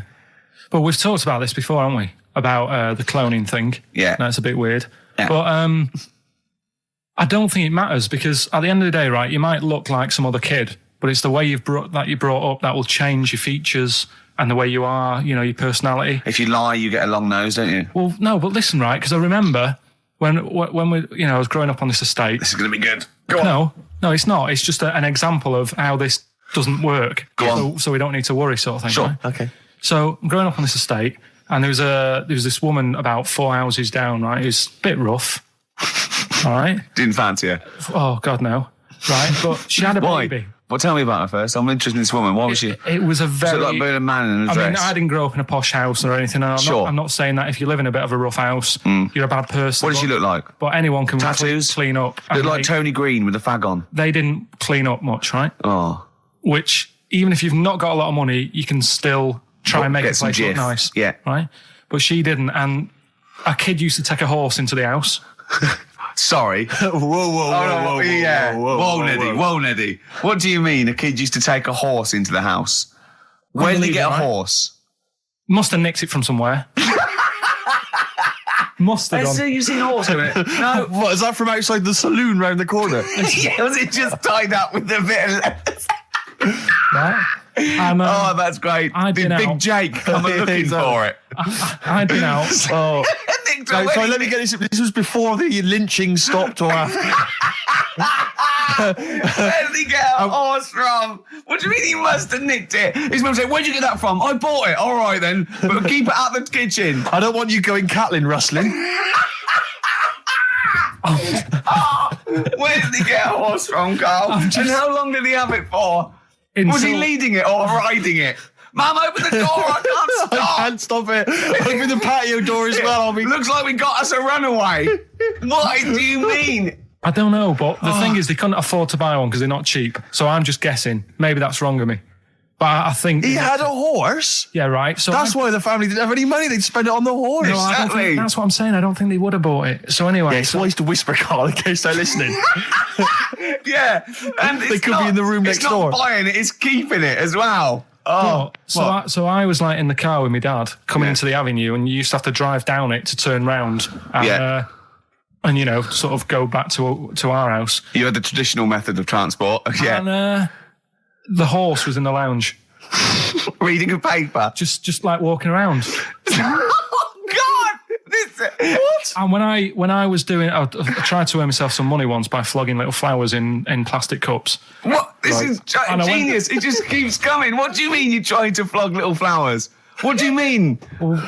Let's play a record. Let's play a record and come back to this, because this story's going to just unravel and unravel. It's going to go on for hours. Let's play a track, deeper Carl. and deeper. It's like an onion, isn't it? We've created a whole world here where there's a man living with a horse. Just walking around the lounge. I come from the West Country. I've never heard anything like that. I just think of a big sort of like orange carpet, and it's got a rediffusion telly, and this horse going, I'm fed up in here. Exactly. This is really... I am not taking the rubbish out again. Yeah. Right, play a record. Let's have Velvet Underground. We got that lined up. Oh, yeah, the God. classic from the first album. I'm waiting for the man. Let's come back to the horse in a second. Little flowers in pots. What do you mean? From that classic first album, Velvet Underground and Nico, which apparently peaked at a disappointing 171 in the US charts. Think of that. And that's obviously Lou Reed, the Velvet Underground, and Waiting for the Man. Yeah, great track. So we were talking, we were doing White Van Man, and we got onto genetically modified babies, but and then somehow Carl started telling a story about someone with a horse, and then he got onto, he was trying to make money selling flowers. Just do the flowers briefly. Well, hang on, I just want to recap slightly. So there was a family, and who had the horse in the family? It was... Because you lived on an estate in Manchester. So the mother was a right pig, apparently. Well, I don't know if that's relevant. You don't need to go that far. But what I'm trying to do is like make a picture for you so you understand. What a a picture like? it Who is. did she look like? Bit of a, and no disrespect to her, bit like Pauline Quirk. Quirky, yeah. Right? Okay, I knew you were going to say that. Yeah. I knew it was going to be Pauline. Did she have any tats? Did she have any tattoos? I've never got that close to it. Okay, all right. So who had the horse? Was this her son or her husband? No, her daughter. Her daughter had stolen a horse. Yeah, from I don't know where. I think there was some stables down the road or something. And they kept the horse in the house with them. They kept it in the house. Did they didn't get have caught? it for long. No. Sorry, and you said you were in the house one day and you saw the horse in No, there. what happened was I was, they did this thing at school about raising money for charity, right? For some local charity. And they said you can do anything to raise money. And they came out with all these ideas and I thought, that's good. What was the charity? I don't know. I thought, forget the charity. Yeah, that's I'm just a good money-making idea. So you're a charity. So I asked my mum for some, she used to have a lot of flowers around the house. Sure. I said, can I just take some snippings off them? And I'll go and buy some plastic cups. And got some soil out of the garden, planted the bits of plants in them. Yeah. Got a tray. Yeah. Had about 25 plants on it, selling them for 25 pence each. Excellent. Did you sell any? Yeah, so loads. Did you just cut? You didn't just cut them and stick them in the soil? Yeah, they wouldn't have survived. But I think people sort of thought, well, good on him for trying. But anyway, so I went round to theirs because I thought their house could do with a bit of colour and stuff. Yeah. So it's a bit rough. So as I went... The horse went, thank God for that breakfast. They've been feeding me kitty cat. So I got up to the door and they opened the door and it was one of them houses where no carpet. Yeah, a horse in the living room. You know. We've all been there. And the horse was walking around the living room. Oh. I looked quite happy and everything because I always say that about animals. Black Beauty right? was on. Yeah. Well, think about it, right? If you were a horse, where would you rather be? In a little wooden hut with a load of hay, or in like a house with a central heating, 3-piece suite, and a telly and that? Telly and that. No, but I was saying this the other day. And an Atari, right? I was walking through London. Commodore 64, rubbish. Exactly. Walking through London with Suzanne, right? Yeah. And you know, like homeless people always have dogs.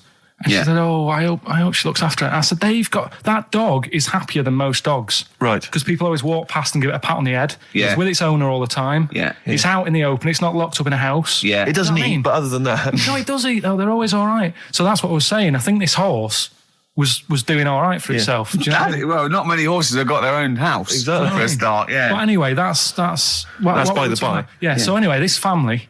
Who's a bit, what were we talking about? It was about cloning. Genetically modified kids and all that stuff, yeah. Right. Now, what I'm saying is you could say, you know, right, Steve, you could have a baby, right? Mm-hmm. And Ricky could see it and say, God, I want one that looks like that. Yeah. Right? It could happen, Rick. So come on, work with him. So you take it to the doctors, and I don't know what they do. They inject it with something or whatever. Yep, that's how it's done. Yeah, and get a little baby, and there it is. It looks the same. Now the thing is, you separate. You both go off and do your own things. Yep. Right. Now, you look at Stephen. You look after your baby. Yeah. You treat it well. You give it good food and I'm a good dad. All the vitamins and stuff. Yeah. Ricky just gives it cheese. Right. So then it changes its looks. It goes a bit fat. You know, it gets tired easily and that sort of thing. Now, when this family... Why am I just feeding a baby cheese? Right. This family who had a horse in their house. Yeah. They had a little baby. And my mum went round and said, "You're not going to believe this, but it's a beautiful looking baby." Right. Yeah. And I was like, well, you know. And the weird thing is, it was a good-looking kid. But as time went on, they didn't really look after it. And I'm not saying, like, abusing it. But it used to run around. It used to play out till, like, 10 at night. Yeah. It used to chase cars. Right. It was a bit... Did it have hooves? No. Chase cars. Right. What sort of kid chases cars? Oh God! Now, was it called Rover? Did it catch sticks? It's Liam, it was called, right? Right. Now, the weird thing is, it was a good-looking kid, but as time went on, and all that, like, not eating properly, and its hair was all patchy. It's not Liam Gallagher, is it?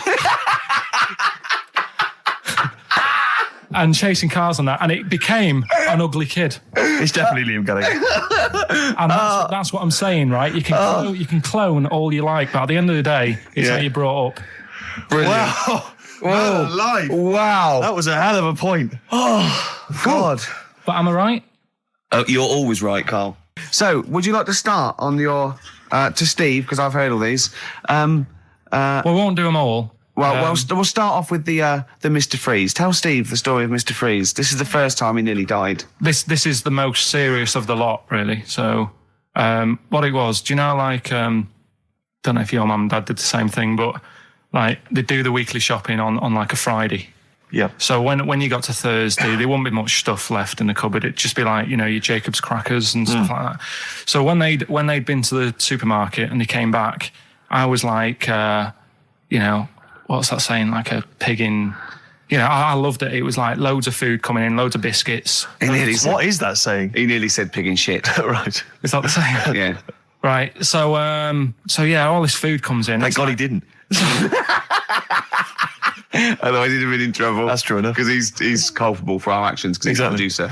So technically, that twat's in charge. Go on. Right, so anyway, there's loads of food, and I'm like, oh yeah, look at this, and chocolate biscuits, and, you know, penguins and stuff. Bacon. And bacon. Just in case, you never know. So anyway, my mum and dad's putting the food away. Me and our kid are like, he's already grabbed something, gone back upstairs. It's like feral children. It's like a quest for fire. And then they run upstairs. What did he do? Sit under the bed, gnawing at some sort of pig's trotter. So I saw, do you remember Mr. Freeze Pops? I do, yeah. So they're kind of like popsicles, icicles. Yeah, but really long, like a foot long, right? Yeah. So I thought, I'll have one of them. So I grabbed it. Went for the nutritious stuff first. Absolutely. And like my mum and dad are putting this stuff away and what have you. And I rip it open and knock it back. Right, straight away, just right back like Swallow that. it straight away, yeah. But it went down the wrong way, right? So down your shirt? So I was like, oh God, I can't breathe. And my mum and dad didn't even know what I'd ate. Do you know what I mean? I ate it so quick. Yeah. And I'm sort of tapping my mum on the back, going, and she's going, oh God, you know, he's choking again, because I was always choking. If it was one thing, I don't know if I've got like a small throat, but I mean, even Ricky knows I can't drink that much, can I? Yeah. Do you know, or eat pebbles. I'm not a quick drinker. I'd always, I think I'm scared of like swallowing stuff. Yeah. And it was like bottle tops and mint imperials and stuff. I was always choking on stuff. Oh, jeez. So anyway, she's going, oh God, what's he picked up on it now? Drop it. And she hit his nose with a stick.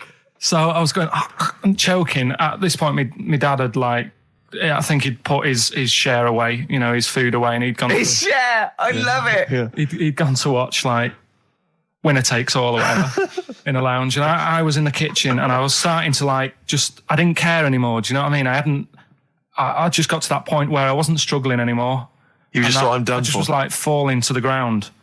And my mum's going, you know, get in here, I think it's serious. And my dad comes in and sort of starts shouting at me, saying that's what you get for being greedy. He didn't even know what I'd eaten. Well, it was the moment to teach you a lesson, certainly. So he's there like that, and my mum's going, oh, look at him. And my lips were going purple, and my eyes were rolling into the back of my head. You look like Marilyn Manson. And so anyway, she grabbed me from behind and did that fireman thing. The Heimlich manoeuvre. Yeah. And, you know, winded me. And it came up, and I was all right. What, the whole popsicle came flying back out? You see, that's what I don't understand.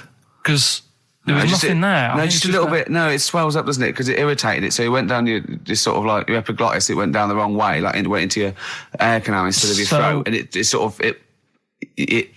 of spasms, and that's the fear. You just got to calm it down and relax. So in time, I would have been all right. Yeah, anyway. you don't. Well, no, you might have. So that's so that's hang on. one. So, but No. But the weird thing is, like for like 3 days after that, I felt like a sort of a special person. I went to school. I'm saying nothing. I did full days. a special needs person. Yeah. I went to school the next 3 days after that. I didn't like wag it or anything. I did full days. I love that. 3 days, turned over. Exactly. After 3 days, you thought, screw it. Yeah, Well, did a quick history exam. But have you ever had that where you've like felt like I've been given another chance here? Right, next That was one. weird. That's popsicle. That's popsicle hell, we'll call that. Right, next one. Which one's the next one? Oh, what about your paper round? Right. Can I ask very quickly, did your life flash before your eyes like they say it did? No, I just sort of went really calm and like, I'm ready for this now. Right. I wasn't bothered, do you know what I mean? I You had wasn't no scared. regrets? No. It was weird. It was really weird. Yeah. But anyway, the paper round one. Paper round, I'd still say it's the best job I've ever had. And he means it. No, I really enjoyed it. It's like, you know, you don't have to work with anyone else, right? So you make your own rules. Just think of that. You know, you sort of You're around. spreading information Well, yeah, to people, yeah, vital information. giving a service, and no one else is around. You know, you can just do what you want and think about stuff whilst you're cycling around on your bike. It's really good. Yeah. So anyway, Imagine the stuff he's thinking about when he's riding around his I bike. can't. Oh, so getting in the head of a salamander. So anyway, I loved it, and even though I only got like 50p a day, right? No matter what the weather was like and stuff, I used to get up at 4:30 and go and do the round, and Why'd you get up at 4:30? because I wanted to watch the Pink Panther at 5:30, so I wanted to get me paper round done. I said, why didn't you watch Pink Panther? And then did the paper. He went, I can't sit there thinking I've got my paper round to do. He'll ruin it for him. Yeah. So is it a good job or not? So 4:30, I was up and about, and this morning it was like winter, really bad winter, bad snow, you know, freezing cold, really windy and all that. And my mum said to me before I went to bed, she said, "Don't be getting up tomorrow. I'll give you the 50p." I said, "It's not about the 50p." So, you know, people want the papers and stuff. So, Conscientious. so anyway, I went to bed thinking, you know, that's it. I've told her I'm still going. So, you know, whatever. Go to sleep, get up in the morning and put all my kit on. And I used to have layers of clothing on because it was really cold. I had like a big anorak on with the fur on. I had like waterproof pants and I got my paper round bag. And I went downstairs to get out and tried to open the door and it was locked. I thought, oh, God. So she'd locked it so I couldn't go out. So I'm searching around the house looking for the keys. She must have hid them somewhere. I thought, oh, God, you know, I've got the papers to do. So I thought, how can I get out? So I went upstairs, climbed out of the bathroom window. God. Right, and to try and jump out of the bathroom window onto the porch. But the problem was, I had so much gear on, I was like the Michelin Man. So I could hardly move as it is. Yeah. And I try to get out the window, and I'm like, try to stretch down like that, get my foot on the porch. And my bag got caught on like the hook of, do you know, like how you have a hook so you can put the window open? Right, yeah. The little arm goes on. My bag had got caught on that. I was holding onto the wall and my foot on the thing, so I couldn't sort of pull it away in case I pulled it away and then fell on my head. Yeah. So I'm stuck there. Dangling. My dad comes back from working nights. Yeah. He thinks I'm a burglar. Gets out his gun. So he's shouting and stuff, going mad and going, "Dad, it's me." And he had to give us a hand using a... He's heard that wily trick in Manchester before. He had to help me using a washing prop thing, a big stick. What did he do? Well, he said, just hold on for your dear life and I'll sort of push the paper bag off the hook. Why didn't he go upstairs and sort it out? It was at that point where I was in the middle. There was nothing you could do. Do you know what I mean? It's at Right. that point where you've just got to make a decision. Yeah. And by the time you go upstairs, who knows what might have happened? Sure. Do you know what I mean? You've got to act there and then, not messing around. Yeah. So And you could hear downstairs, now here he is, the Pink Panther. Yeah. Dad! Hurry up. Panther. Ever so pink. Oh. so that was close to death because I must have been about 30 foot in the air. Yeah. And I would have, you know, that would have been nasty if I fell to the concrete paving. So Well, And, there's more to come. Should we play a record and come back to this? Because he's got more. Oh, yeah, no. There but- must be one of them where you did fall on your head. This is the one I'm waiting for. There's got to be one. That was explained so much. Yeah. I nearly broke my back Jeez. once. My dad said, I bet I can't kick me out. And I said, I bet I can. And I don't remember this. You didn't tell me this one. I No. bet it can't what? I was in the garden summer's day, and it was that era when like doing kung fu and all that was really popular. Sure. And I was like messing about in the garden, punching the tree and stuff. And my dad said, What a kid he must have been. my dad said, I bet you can't kick your height. Kick your height? What do you mean, kick as high as yourself? Yeah, so I must have been like 5 foot or something then. And I said, of course I can. So I bet you can't. But instead of doing it on the grass, I did it on like the concrete bit.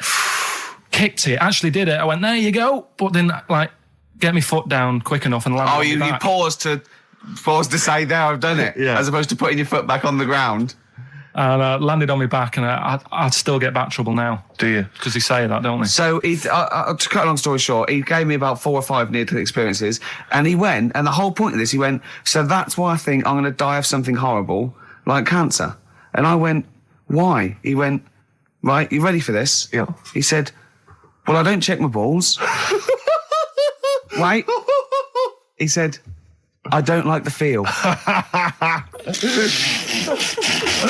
Carl, always check your balls. Do you I check don't like the yours? feel. Why don't you like the feel of your own balls?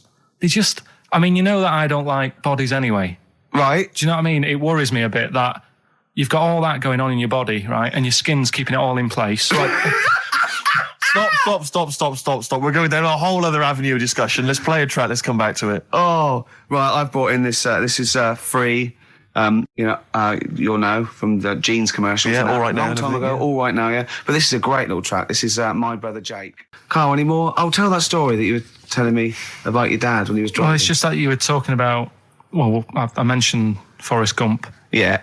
and the Forrest Gump types. When my dad was when he was a taxi driver, Yeah. you used to have to sort of do your bit for the local area Oh, God. by taking the Forrest Gump people to Blackpool. Yeah. Is that what they're called now? The Forest Gump people? Is that what the organisations that support them ask for them to be referred to? A minibus with Life is a Box of Chocolates.com. Well, Forest Gump types. It must be. So you work with these people. It was the people with learning difficulties. And they used to get 5. Coming home must have been a busman's holiday. So he got 5 of them in the cab. Yeah. And he had to go to Blackpool, and 4 of them were really good, you know, behaving themselves, didn't mess about, weren't fighting and stuff. But there was one who was just causing loads of trouble, and he couldn't control him. Oh, and what you've got to be able to do with people like that, you don't want them to get stressed out because it's not good for them. It stresses them out, and you could end up with a bit. Thanks, Dr. Carl. You could end up with a bit of a riot on your hands. So he thought, I'll nip this one in the bud right now. And he pulled up just on the outskirts of Blackpool. And he took the one out that was causing problems and put it in a wheelie bin. Oh, no. Oh, I'm sorry. I apologise. He did what? Oh, He did it for the good of the others. He put it in a wheelie bin. He was having a good time. He thought it was one of the rides. Can you stop saying it? Him. Yeah. He was having a good time. And once he calmed down, my dad went back and picked him up, and he was fine. He had a good What, time. he left him in there the whole time the others were in Blackpool? No, he left him there, not the whole day, probably about an hour and a half In a wheelie bin? in a wheelie bin. Why couldn't he get out?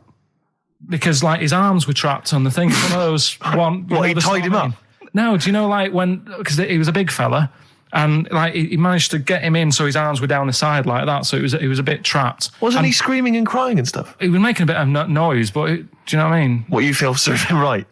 Well, but anyway, I didn't really want to talk about it. He just brought it up because of Forrest Gump. Did his family know about this? Is this the first time they'd have heard about this? He didn't get asked to do it again. Because I remember, I think all kids go through a phase of shoplifting. Well, and when I was going through it, I used to just little things, just like magic markers and magazines, Mars bars, that sort of thing. Yeah. And cigars and dildos. And one day, right? Same thing. That my mate Anthony, his mum called up my mum and said, "I've got to meet up with you. I've got to have a word with you." And she said, "What about?" She said, "I don't want to talk about it over the phone." So she goes, "Oh, right. Well, yeah, come round tonight then." So anyway, my mum sees me. She don't want to be in an awkward position and, like, be a bit embarrassed and what have you. So she sees me and she goes, "Right, Anthony's mum's coming round. What have you been doing?" Yeah. So I go, "Oh, God." I said, I've been nicking stuff. So she goes, "Like what?" So, not big stuff. I've had a few calculators and Mars bars and stuff. How many? I'll just work it out. Hold on. Works out at 7.2 per day. So, How many calculators do you need? so it was when that phase. You failed maths, didn't you? Everyone wanted a calculator. It was like a trendy thing, wasn't it? Right. Oh, yeah. In Manchester a couple of years ago, yeah. So anyway, so I told her all this and I confessed to Computers will make it there one day. I confessed to There's magic in the back of battery. Go on. confessed to nicking all this stuff. She comes round. She only wanted to borrow some money. Brilliant. She said, "Oh, I don't like asking. I was a bit embarrassed to ask you over the phone, but can I borrow 20 quid?" Oh, that's fantastic. And there's me. That's great. And it's similar sort of thing to yours. And did you... And he went, hold on, let's just work out the interest on that. I think 10%. She'll owe you £4.40. Oh, dear. So your mum was a loan shark. yeah. And did she mention? She went, I just with that other, because what I'm saying is presumably you got your mate in trouble. No. Right, you didn't. No. She went, no worries, I'll just go and get my purse. It's on the dressing table. Exactly. Yeah. Carl, Do you want a cigar? what other things you used to give away at your disco then that you'd find on the dressing table? You used to go into your parents' room and go, what can I give away tonight? It was stuff like cigars. My Yeah. dad liked cigars. Yeah. I had a pair of tights. What do you mean? Unopened. You know, you get them in like a long... Who did you give that to? Just whoever did the prize. It was stuff like, you know, we did like a little raffle. Just imagine Carl going, this is for a pair Who's of going joyriding this Pretty week? Polly, sheer. Exactly. Yeah, who's doing a bank job this week? Exactly, that's what it was used for, yeah. Just little bits, you know, unopened makeup, just stuff like that. And did Right. their parents not notice? No, because it's stuff that you're not that bothered about. If a telly went missing, they'd notice it. They would, wouldn't they? They'd be staring at a wall for 3 days. But a pair of tights and a cigar and that, Yeah. get away with it. Yeah. But it's funny as well because like you had 2 names. I just like remembered. I started off as Dazzling Darren's Disco, just because the first lights I could afford belonged to someone who had their name put in lights. Right. So I went along with You that had to name for a bit. pretend you were called Darren. That's lovely. That's great. Is it worth it? Brilliant. And then it went on to Pilkins making music. Yeah. Jeez. That's great. Anyway, should we have some more music? 'Cause, Yeah, we've go been on. waiting for hours. What are you going to play, Carl? We've got the Cooper Temple Claws. lined up. Brilliant. I'm going out today. I've never bought a suit since I was like 11, right? I went to my brother's wedding. That's the last time I wore a suit. Right. Really? And you can't get anywhere near it now, can you? Can't get into that. No. anymore. That was a good day. What was it? What sort of suit was it? It was like a sort of a grey silver one. Excellent. Quite flary. Nice. Well, try and go Little with something grey similar. silver one. Just think that with your little round head, what did that look like? I looked all right. Like he'd landed from the... Just landed on it's it. like, who's They the walk among spaceman? us. I didn't really need to wear a suit either because I hardly went into the church. I was in the car park, right? And it's when my brother was in the army and he had a Ford Capri with one of them horns that goes. And And you just sat there. Why didn't he come in his tank? I just sat in that doing that all day, and the vicar was getting well annoyed with me. What, when the service was on? Yeah, I was Brilliant. driving everyone up the wall. Were you just allowed to do what you wanted when you were growing up, like Nelson Muntz from The Simpsons? Were you just allowed? Didn't matter. Was there any discipline? You didn't have teachers. You didn't. Didn't know. Why didn't someone come out and? I got a couple of good hidings off my dad a couple of times. What for? Just being mopey most of the time. If I had a strop on, he'd hate that. He could go out and burn something down or nick something, but don't wander around with your head down. well- Didn't he smack you for not liking a castle once? Yeah. No, what's that? What's that? Went to Carnarvon the other day, and I was bored. I was at that age when I just wanted to go in an arcade, and my dad was saying, "Come and see the castle. You know, there's history here." And I still don't like castles. It's one of them things that, again, just too far back to sort of even think about people living in them. Yeah. Do you know what I mean? So I was just like, look, it's a wreck. You know, knock it down, flatten the thing. Sure.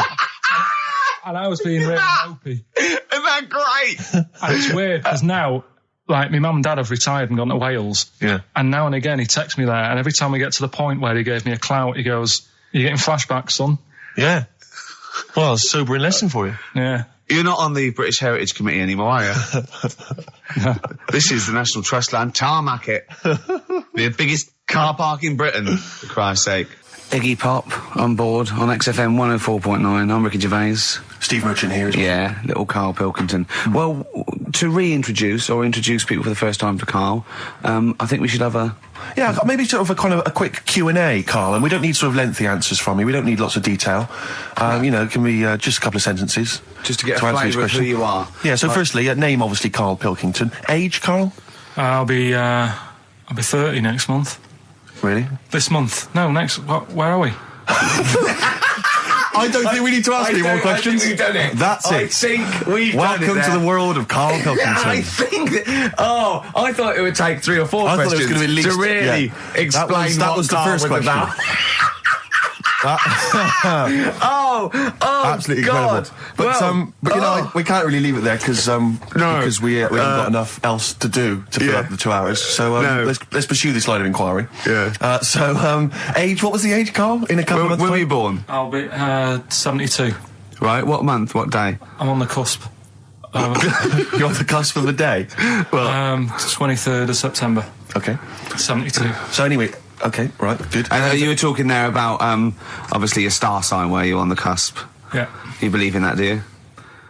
No. You don't believe in star signs? No, not really. But you do believe in ghosts, I understand. No, because the paranormal. yeah, but the star sign thing, you've got how many different star signs are they? 12, innit? Right? And then you've got like loads of people. Yeah. So you do the math. So they're saying that, you know, there's only 12 different sorts of people in the world. Exactly. That's exactly right. It's made up. It's made up nonsense. It's non-science. It's pseudoscience. It's yes. It's hairy man and dyed hair woman science. Yes. Isn't it? All right. Yeah. Anyway, back to you, Karl. Where were you born? In Manchester. Okay. What GCSE results did you get? I got, was it an E? I got an E You in got an history. E in history. And how did you find discover out that? information? You found out. Because you thought you couldn't remember what you got. You didn't turn up, and you thought you'd done about 3. One of which wasn't history, and actually... I knew I did art. Yeah, you didn't. I'm telling you didn't, because we checked. Yeah. You did 1. You turned up for history, you did history, you got an E in I history. definitely did art. I made a little clay man. Yeah, you got to register for O-levels. You don't just do it and then phone up and say, how was that? Yeah. And they go, I'm "We don't-" sending you a clay man. See what you think. Send me a grade. Yeah, there's forms to fill out and things like that, Karl. Anyway, Yeah, go on. Who was your closest childhood friend? Closest. At what age? Well, when you were young, when you were a I kid. remember this. It's a fella. Is it someone making, isn't it? Well, he wasn't really a close mate. Darren Buckley was me. Darren Buckley? Yeah. He was me. Tell us briefly about Darren. I've forgotten about Darren. He's the one who, all the girls liked him. He Did they? had permed hair. He used to have his hair like a footballer. Sure. His Were you jealous of him? Were you dad was a copper. Did you hang around with Darren, like, in the hope of getting maybe his kind of cast-offs? Nah. It's weird with me, and I wasn't that bothered about having loads of mates and that. I sort of... Sure. I had lots of mates, but I could do without them. You had a magpie, didn't you? Yeah, mate? that's- I was happy playing with my magpie. Yeah, what happened to him? It flew away. Yeah. But I wasn't bothered because it was giving me grief towards the end, wasn't it? It was popping me grifter tyres and that. Yeah, sure. Flying down, pecking me head. Sure. Now, you went to school with a number of different interesting people, some of whom 2 were of which, freaks. I understand, had big heads and webbed toes. Is that right? Yet they were not related to each other, and they weren't friends with each other. Why weren't they friends with each other? Because that'd be obvious. Did they wear shoes, or did they walk around in their webbed? Were they good at feet? swimming? Were they good at swimming? I don't know. I don't think they ever went swimming. Did they ever talk? Did they ever look over at each other and think? Yeah, we should hang out more. I told you something in the week as well. There was another lad at school had a pigeon chest. He had a what? Can we come back to this? He had a pigeon I think chest. we should play a record, Karl, because I think we've hooked them now. Yeah. I think There's no one switching off now, Rick. No, play a record. Blur, Coffee and TV.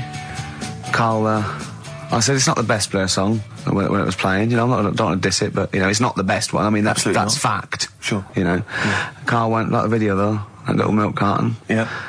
Bit sad. It's tragic, isn't it? He went. This is all to himself. I'm not even joined in. And then he went, yeah, but it's all right at the end. He goes to heaven. He finds a little girl milk carton. Just lives out a little thing. And is that like you on your paper round that little milk carton, walking around like that? I imagine you. Oh, people don't know about it. If you just tuned in, Karl had a paper round. It's his favourite job ever. And he maintains it's the best job he's ever had. Isn't it, Karl? Go on. I don't know what's so weird about that. It's a paper round. Yeah, but look, forget not the all most that. fulfilling of jobs. Look at the way it works, right? You get it out of the way at the start of the day, so you got the rest of the day to yourself. It's the same as signing on. Your own boss.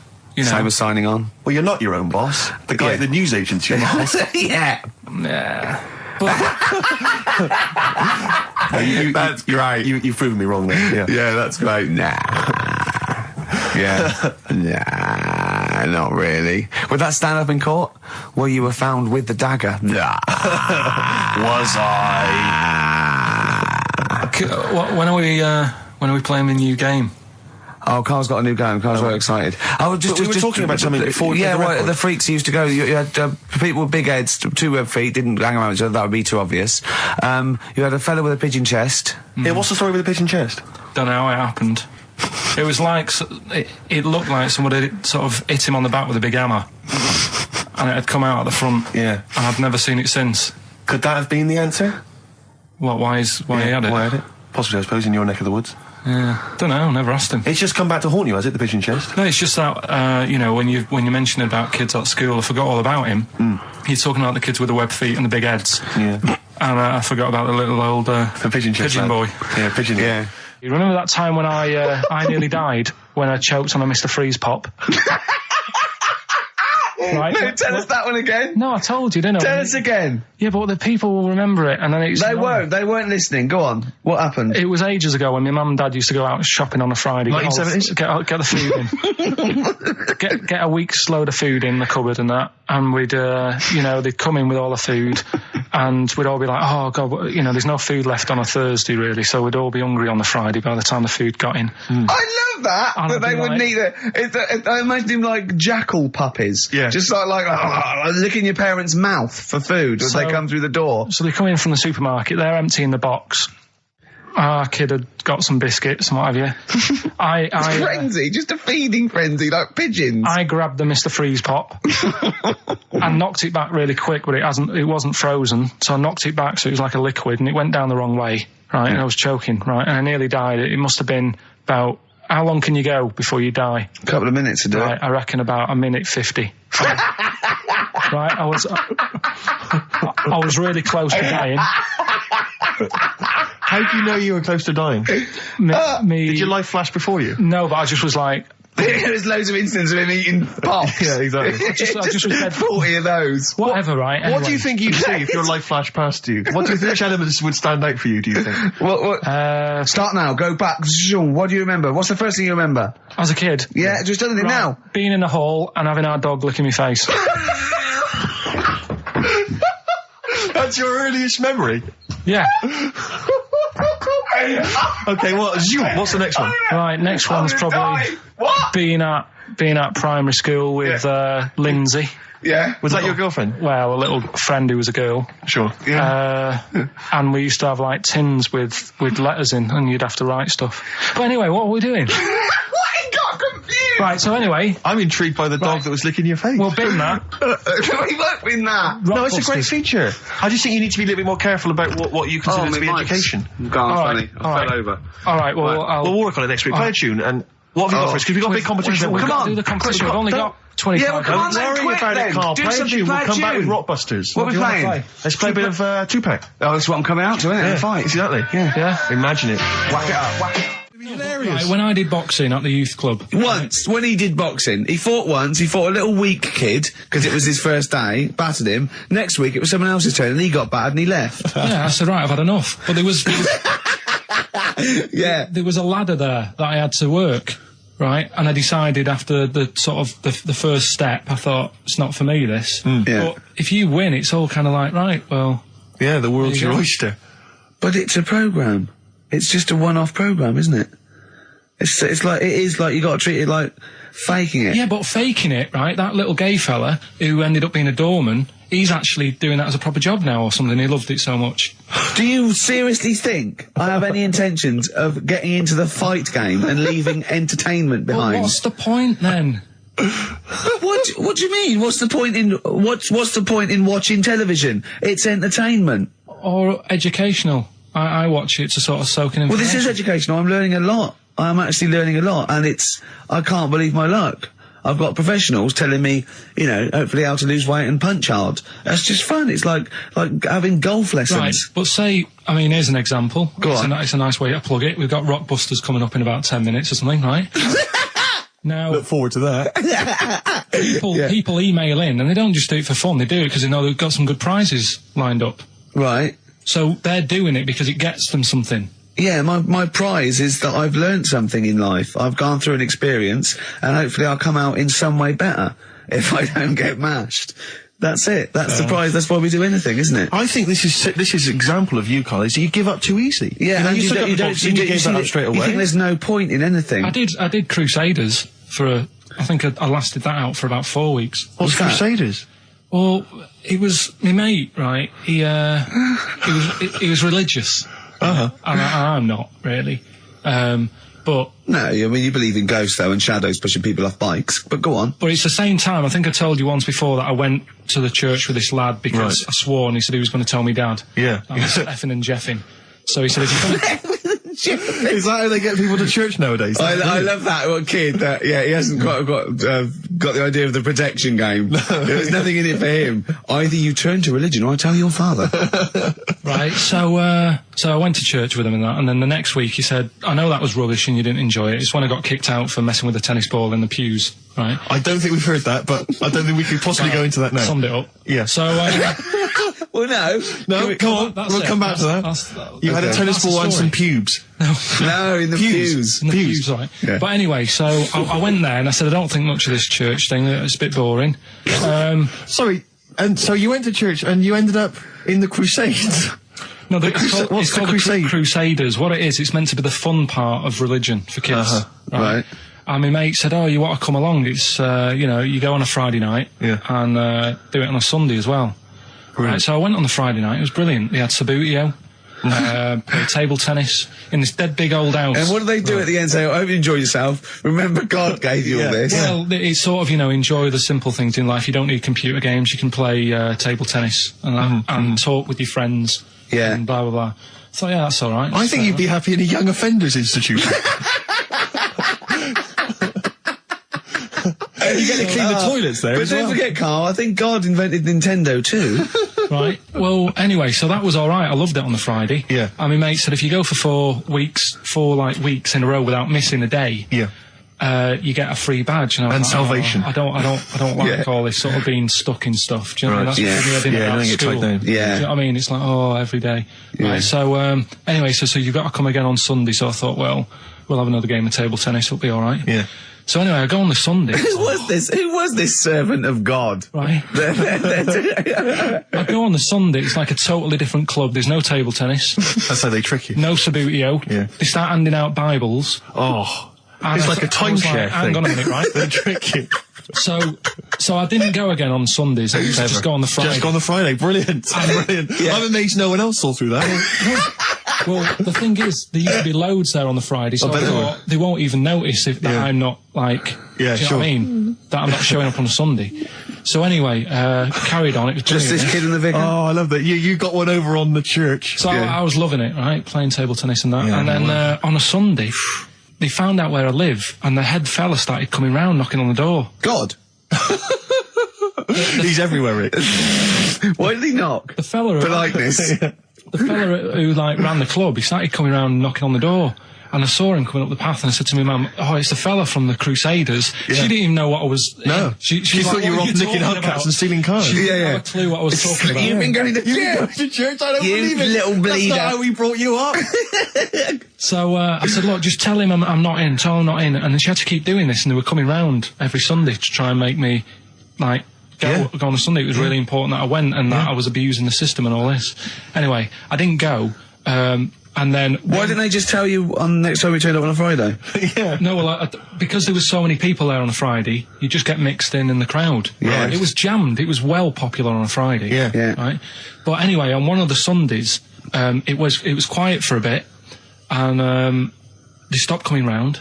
So I thought, right, I can go out again, right, on a Sunday, because I used to avoid hanging around the house. What sort of reign of terror is this? Incredible. Right. So I thought, it's like the Spanish Inquisition.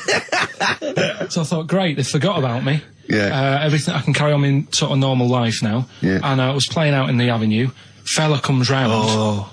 And he goes, there you are. You know, you're always busy on a Sunday. You enjoy Fridays and that, don't you? I was like, yeah.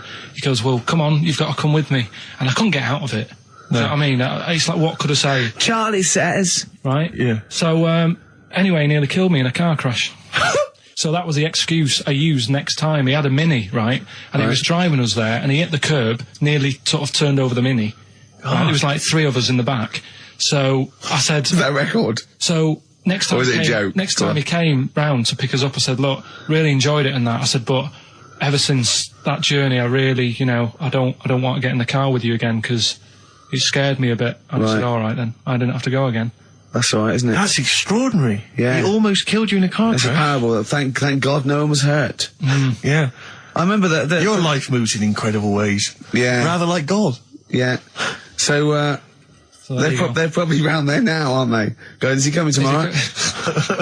What we got? Well, are we talking about the prizes next? Well, let's talk about the prizes. We've got the big game Rockbusters coming your way soon, Rick. I know you're excited about that. And is there more Educating Ricky this week? Have you got that planned? There is. We are struggling on that feature a bit now because I feel like we've covered a lot of topics. Yeah, I know. Well, I know about hairy Chinese kids and deaf people that hit their head and can hear again. So I don't think there's lots more to learn in life.